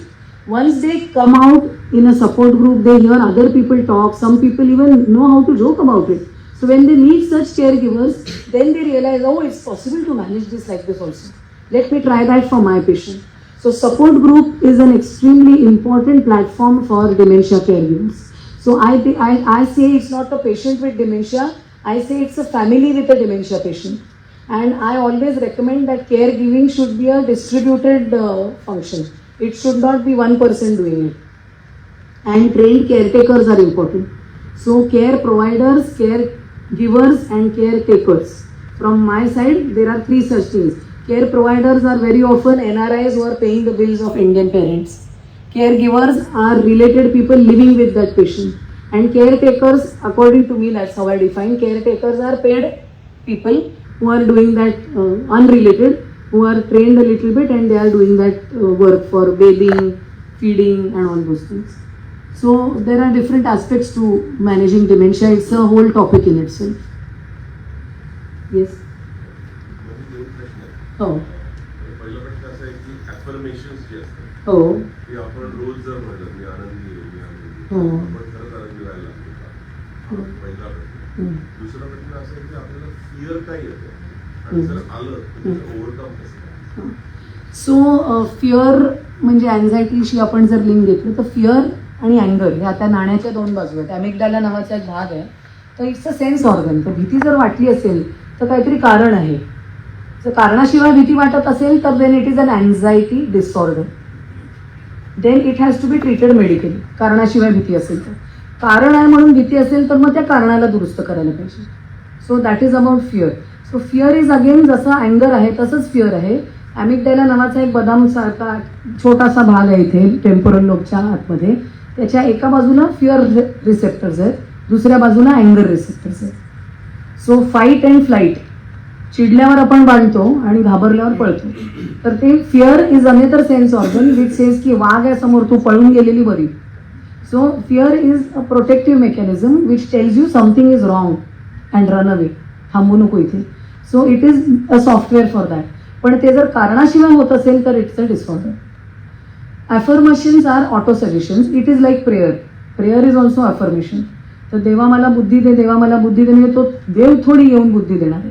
पण तुम्ही हे रोज म्हटलात तर तुमच्या अवेअरनेसमध्ये राहतं. तुमच्या डेस्कटॉपवरती ती file open राहते दिवसभर, स्क्रीन सेवर असा हलत राहतो की बुद्धी बुद्धी बुद्धी. Then you start becoming aware and then you do things which are more intelligence driven. Okay. किंवा मला आता माझा राग कंट्रोल करण्याची क्षमता दे, असं मी रोज रात्री प्रार्थना केली. हमको मन की शक्ती देणं अतिशय सुंदर निर्गुणी प्रार्थना आहे. You are asking for skills for yourself. दूसरों की जय से पहले खुद को जय करे. हे रोज जर म्हटलं तर दिवसभर माझ्या फोल्डर डेस्कटॉपवर मनाच्या ते चालू आहे ना की नाही, मला खुद की जय करायचं आहे. I want to control the way I express अँगर. I want to control. इतकं पटकन पण वाईट वाटून उपयोग काय नाही, पटकन वाईट नाही वाटलं पाहिजे. सो हे माझ्या डेस्कटॉपवरती ओपन राहतं. And then I take more aware decisions. That is how I feel that auto suggestions work. Affirmations are auto suggestions. आणि एक टॉक्सिक पॉझिटिव्हिटी नावाची कॉन्सेप्ट आहे.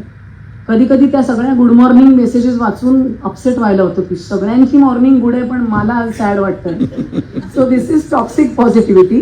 So if you are feeling sad you have to inspect that sadness. You are not you can be forced to be happy. Okay. की मला नाही ना वाटत आहे आज गुड मॉर्निंग. मग का नाही वाटत आहे? काल हे झालं खरं and I need to do something about it. So life is equal to problems and living life is solving problems. आणि सॉल्विंग अ प्रॉब्लेम करेक्टली नंतर जी स्थिती आपली होते दॅट इज हॅपीनेस. आज साडी कुठची घालू, अरे वा मस्त, खुश. So small problem. 5चा अलार्म लावलाय, अलार्म वाजतोय, उठू की 5 मिनिटं झोपू, पहिला प्रॉब्लेम आपण सोडवतो. So our entire day we solve n number of problems and every time we solve a problem correctly the sensation you feel is called happiness. So no one can force you to be happy. Problem solving decision making म्हणून अतिशय महत्त्वाची skill होती. Thank you. Yes. Psychosis and schizophrenia, are the diseases related to psychiatrists or it has some role as a neurosurgeon? तर ते neurochemical डिसऑर्डर्सच आहेत. Nervous सिस्टमची health जर आपण घेतली तर neurosurgeons are completely hardware people. ते उघडतात आणि जे काय बिघडले ते काढून फेकून देतात आणि शिवून टाकतात. Neurosurgeons. Psychiatrist deal completely and only with the software of the mind. आणि आम्ही as neurologist we are in between. We treat neurobiological diseases with medicines. Psychiatry हे स्पेशलाइज झाल्यामुळे सायकोसिस आणि न्यूरोसिस सायकॅट्रिस्टकडे गेलं. अँझायटी, माइल्ड डिप्रेशन हे आम्ही पण ट्रीट करतो. डिमेन्शिया, माझ्याकडे भरपूर डिमेन्शियाचे पेशंट्स आहेत बिकॉज त्याच्यामध्ये बाकीची कोमॉर्बिडिटी खूप असते. सायकोसिस हे प्युअरली सायकॅट्रिस्टकडे जातं. म्हणजे माझ्याकडे आला स्किझोफ्रेनिक तर मी त्याला रेफर करते सायकॅट्रिस्टकडे. कारण त्याच्यामध्ये इतके बारकावे आहेत. म्हणजे डायबेटॉलॉजिस्टने डायबिटीज ट्रीट करणं आणि MBBSने डायबिटीज ट्रीट करणं ह्याच्यामध्ये जितका फरक आहे. I know what medicines to give. पण ते जे बारकावे आहेत की इतकी शुगर झाली आहे तर आता हे नवीन औषध आलं हे दिलेलं बरं, तर that the psychiatrist will know. It is a neurochemical disorder. स्किझोफ्रेनियामध्ये ॲक्च्युली ब्रेन व्हॉल्यूम मेजरमेंटचे अनेक स्टडीज आहेत. स्किझोफ्रेनियाचं जुनं नाव होतं डिमेन्शिया प्रिकॉक्स, म्हणजे अवेळी आलेला डिमेन्शिया. तर इट्स अ बायोलॉजिकल डिसऑर्डर. ब्रेनचा एक भाग ॲक्च्युली श्रिंक होतो, पण तो वेळेत जर डायग्नोसिस झाला तर आता schizophrenia also we see they are living lives त्यावेळेस डायग्नोस झालेले स्किझोफ्रेनिक सुद्धा. But it comes under psychiatric disorders purely. One more. My question is about the younger generation again. हां. Why the new generation is so confused, anxious, arrogant, when so many automation has come actually. In our times, now I'm 65 actually. Yeah. We never used to have any Zomato or Ola, Uber and all this. Yeah. With so much automation and digitalization also, still there is a lot of confusion. They're not very clear about how they are going to go ahead and all that. Yeah. What is the reason? How it is going to be solved actually? Yeah, first of all, I would like to differ with your opinion about the new generation because I love them. Not just because not just because I'm a mother, but because we come in contact with interns who intern with us, and I communicate with them. During the after the lockdown started, we have had 100 interns with us, some online, some offline. They are brilliant minds. I agree, many of them are confused. But some of them are not at all confused. They are smart but not yet wise. They are very smart. They are much smarter than us, and they are extremely smart at devices and technology. They are not wise. Now what has happened that there is this whole communication gap between that other generation and this particular generation X and millennials. Neither this generation is dumb nor this generation is wise. We need to bridge the gap. The solution to that is bridging the gap on an equal footing. These children, these youngsters would rather move towards humanism as compared to the other organized religions. आप अगर उनसे intellectual discussions करो तो they would prefer humanism as against all other organized religions. They have a lot of dreams. They want guidance. But they don't find us open for communication. Many of them perceive hypocrisy in us because we say things in one way and behave another. So I perceive a lot of communication gap between these two sets of people. So they need guidance, and we have that. There is in one country they started this concept called human libraries. So people have information. Google doesn't have all information. People have information. So we try to connect this also. In fact, we prefer to have workshops where it is called the theme of last year's some particular day was intergenerational solidarity. There has to be dialogue between generations was what they promoted in that International Health Day or something. So we need to do that again. But just as we want them to change, why don't they understand that I know so much? We should also change. That most of these people are actually smart and nice. Nobody is factory setting किसी भी phone का खराब नहीं होता. Then the files which get uploaded become problem. So we also have to come to that level that most of them are good. And then that process of communication has to start. So for instance, now the project Shirish has started. And he is accessing young people through music. So we will have to learn different languages to come to their level and to get them to talk to us.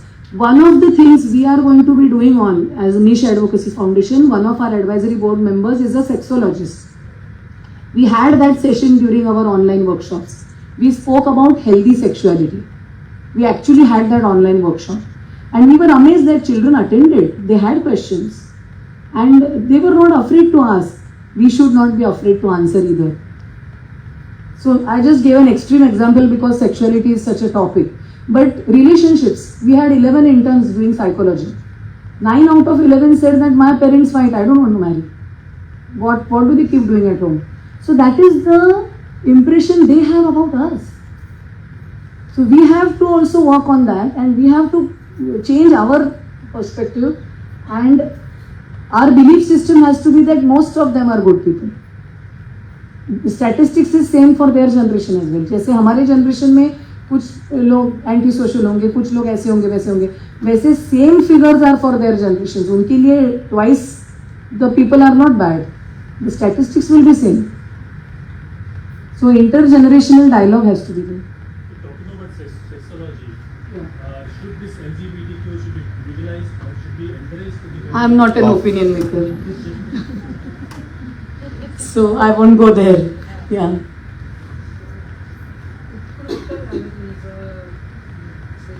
Thank you. मला एक प्रश्न आहे, सोडून द्यायला कसं शिकलं पाहिजे? Let go. हो हो. म्हणजे मी एक लहानपणी एक गोष्ट वाचली की एका साधूने त्याच्या अनुयायांना सांगितलं की असं त्यांना ते जमायचं नाही की हे वाईट विचार आहे किंवा वाईट गोष्ट आहे डोक्यात आलेली किंवा एखादी भावना खूप टोकाला जाते मग ती सोडून दिली पाहिजे.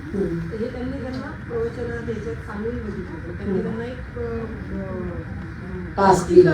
हां, की एक कचऱ्याची पिशवी म्हणजे आज आता आश्रम झाला कचरा आहे ओला सुका सगळा एकत्र ते एका पिशवीत भरायचं आणि तो तुमच्याजवळ ठेवायचा. 1 दिवस 2 दिवस 3 दिवस मग 4-5 दिवसांनी उजायला लागतो प्रवास लागतो. मग ते शिष्य विचारायला म्हणजे किती दिवस धरू म्हणजे म्हणतात तुला 4 दिवस तो कचरा नुसता तुझ्या शरीराच्या बाहेर जवळ वागवायचा आहे तरी तो होत नाहीये आणि सहन होत नाहीये त्याचा तुला त्रास होतोय. तर तुला समजत नाहीये की तुझ्या मेंदूमध्ये डोक्यामध्ये शरीरात किती गोष्टी अशा वाईट भावना गोळा करून ठेवल्या आहेत की ज्याचा तुझ्यावरती किती परिणाम होत असेल. म्हणजे इफिशियन्सी तर कमी होते पुन्हा बाकीच्या पण इतर गोष्टी जास्त तुम्हाला समजत असेल.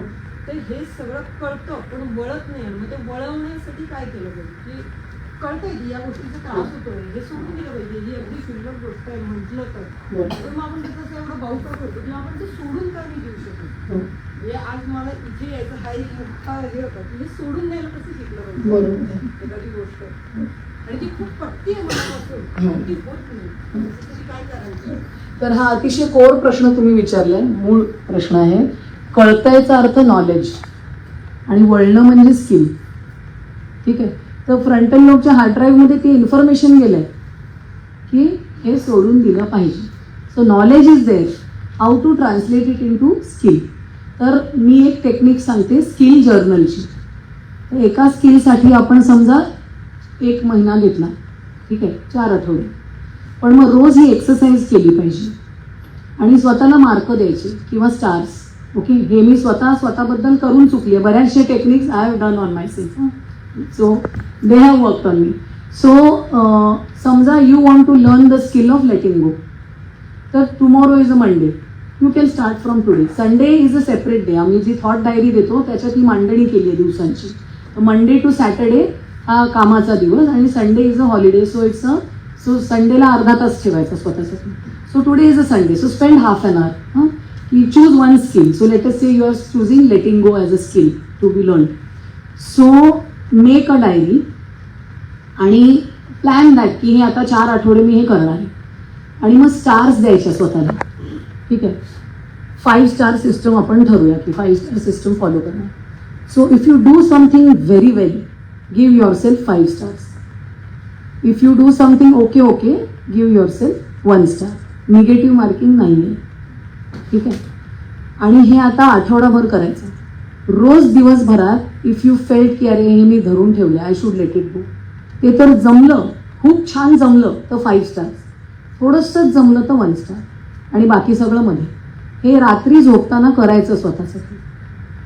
ओके, रात्री झोपताना. It is a self exploratory journey. हे जे काय स्किल्स आहेत self exploratory journey. You will find that उद्या परवा तेरवा अवघडच जाणार. Maybe there will be no star. नाहीच जमलं मला लेटिंग गो, ठेवलंच मी डोक्यात. उद्या परवा तेरवा नाही जमणार. पण हे रोज रात्री बसायचं आहे ती शीट घेऊन डॅश करायचं आहे. मग गुरुवारी जमेल 1 स्टार येईल, शुक्रवारी जमेल 1च स्टार येईल की जमलं पण एवढं नाही. माझ्या डोक्यात आलं की लेटिंग गो केलं पाहिजे. तर the trick is IRLIRT, in real life in real time. आयुष्यात या स्किल्स करायच्या आणि ते घडत असताना करायच्या. ठीक आहे. In real life in real time. तर ते पहिले 3 दिवस नाहीच जमणार. But you have to be kind to yourself. जसं टीचर काइंड असते स्टुडंट बरोबर, you be kind to yourself की नाही ठीक आहे. What's your name? हां, तर नाही प्रांजली, ठीक आहे, आज नाही जमलं डॅश. मंगळवारी जमलं नाही जमलं डॅश. गुरुवारी ते दिवसभर डोक्यात राहील, अरे नाही ते लेटिंग गोचं काहीतरी भानगड आहे ना आपली, चालू आहे ती ट्रेनिंग. हां नाही ठीक आहे मी सोडून देते हे, पण थोड्या वेळाने परत मनात येईल. So you give yourself 1 star. एक पायरी तर you started being aware in real time, in real life. मग over another week it will improve.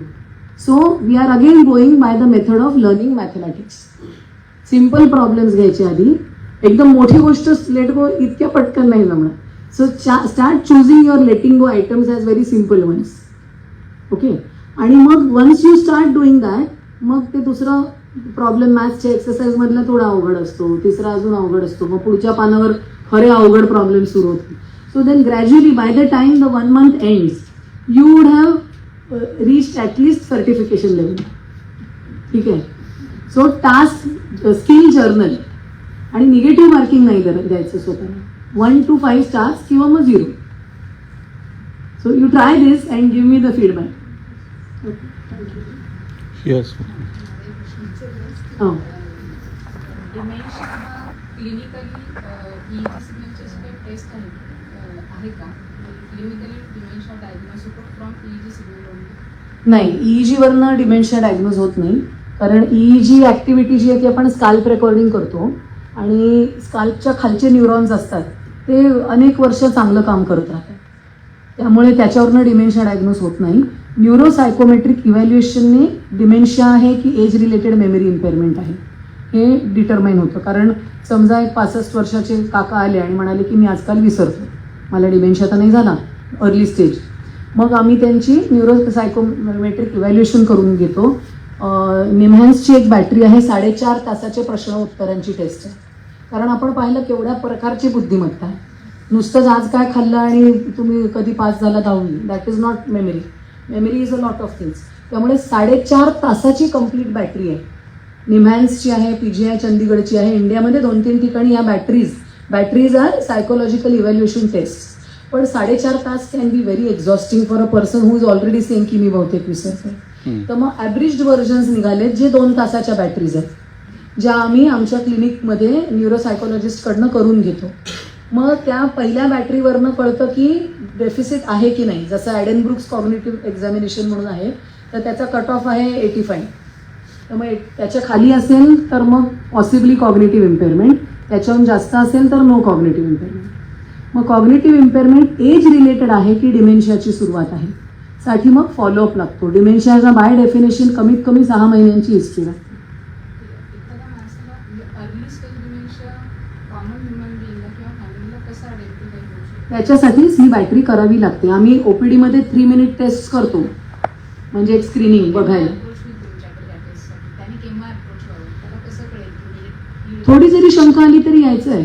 आणि यंग एजमध्ये जेव्हा कॉग्निटिव्ह इम्पेअरमेंट असते, एस्पेशली जसं त्या काकांनी प्रश्न विचारला की यंगर एज पोस्ट कोविड बऱ्याच गोष्टी झाल्या, तर we have identified a lot of B12 deficiency post covid. कारण आपल्या इटिंग हॅबिट्स खूप बदलल्या कोविडमध्ये आणि आता स्विगी झोमॅटो खूप होतच राहतं. तर we are even non vegetarians they are eating processed meat. त्यामुळे B12 deficiency is another pandemic going on in India actually. आणि B12 deficiency is the biggest mimicker in neurology. कशाचीही नक्कल करतं B12 डेफिशियन्सी. डिमेन्शियापासून न्यूरोपॅथीपर्यंत कशाचीही नक्कल होते. त्यामुळे those B12 deficiency hypothyroidism are reversible causes of cognitive impairment. म्हणजे बौद्धिक क्षमता कमी झाली, डिमेन्शिया नाही अजून. So any time they can come. There is no good time or bad time for getting yourself check. So we do get working professionals also 30-40s मधले सुद्धा येतात, म्हणतात की मी विसरायला लागलोय आजकाल. आणि the most common thing we pick up is a B12 deficiency.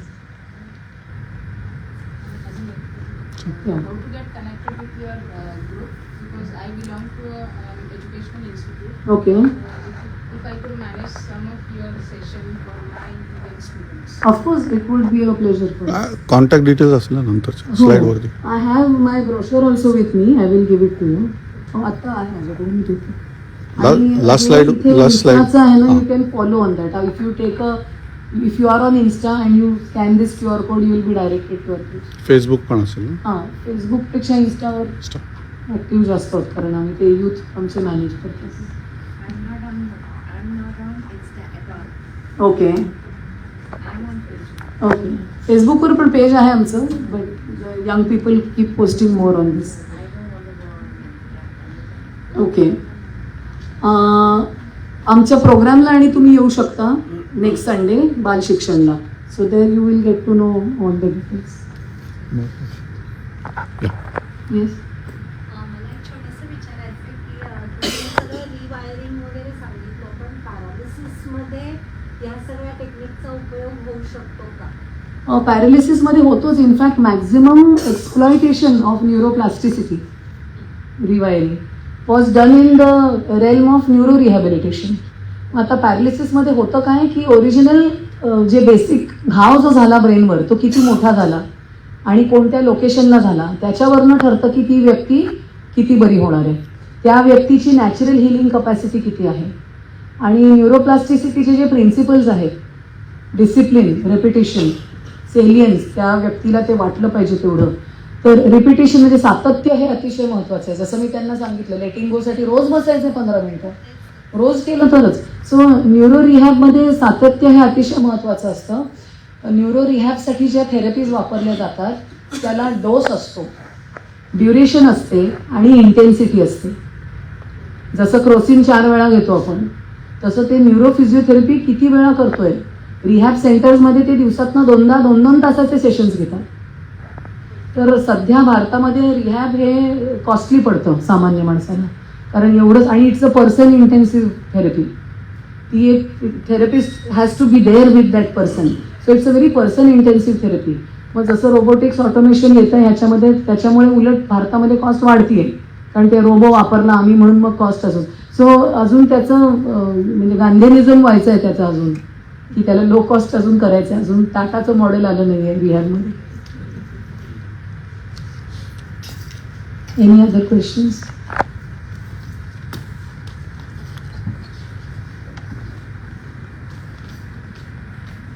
So this was a movie called Inside Out. हा एक मूवी होता इनसाइड आउट म्हणून, आणि त्याच्यात कॅरेक्टर्स वर 6 इमोशन्स. देर वॉज हॅपीनेस, अँगर, जॉय, डिस्गस्ट, फिअर आणि सॅडनेस. आणि in that movie the problem म्हणजे क्लायमॅक्स होतो आणि प्रॉब्लेम येतो मोठा, आणि the problem is solved by sadness, not by joy, not by अँगर.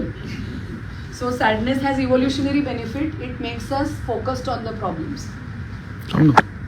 थांब ना इधर. Thank you. Let's clap. I think we should take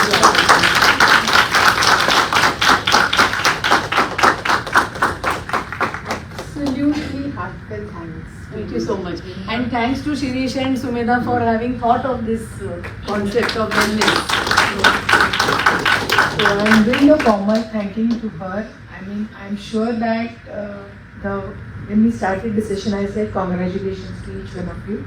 I think we have done the first step on the ladder to understand and work towards the cognition part of it, and then we will move on to the emotional. So thank you so much, Dr. Purnima. Thank you, ma'am. And I would like to say that मी मगाशी म्हटलं जसं आज अष्टमी आहे, आपण म्हणतो नवरात्रीत देवीचा जागर करावा.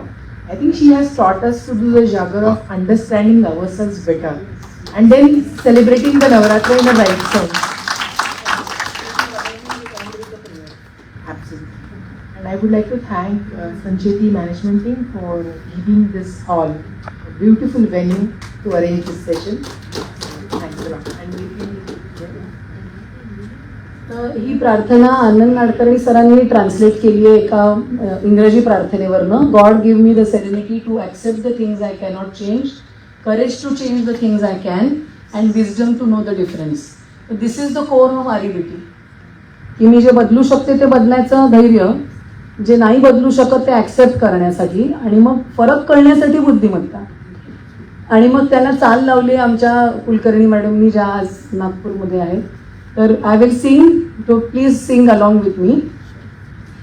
जे टाळणे अशक्य, जी टाळणे अशक्य, दे शक्ती ते सहाया, दे शक्ती दे सहाया, जे शक्य साध्य आहे जे शक्य साध्य आहे निर्धार दे कराया निर्धार दे कराया मज काय शक्य आहे मज काय शक्य आहे अशक्य काय आहे अशक्य काय माझे मला कळाया माझे मला कळाया दे बुद्धी देवराया दे बुद्धी देवराया दे बुद्धी देवराया.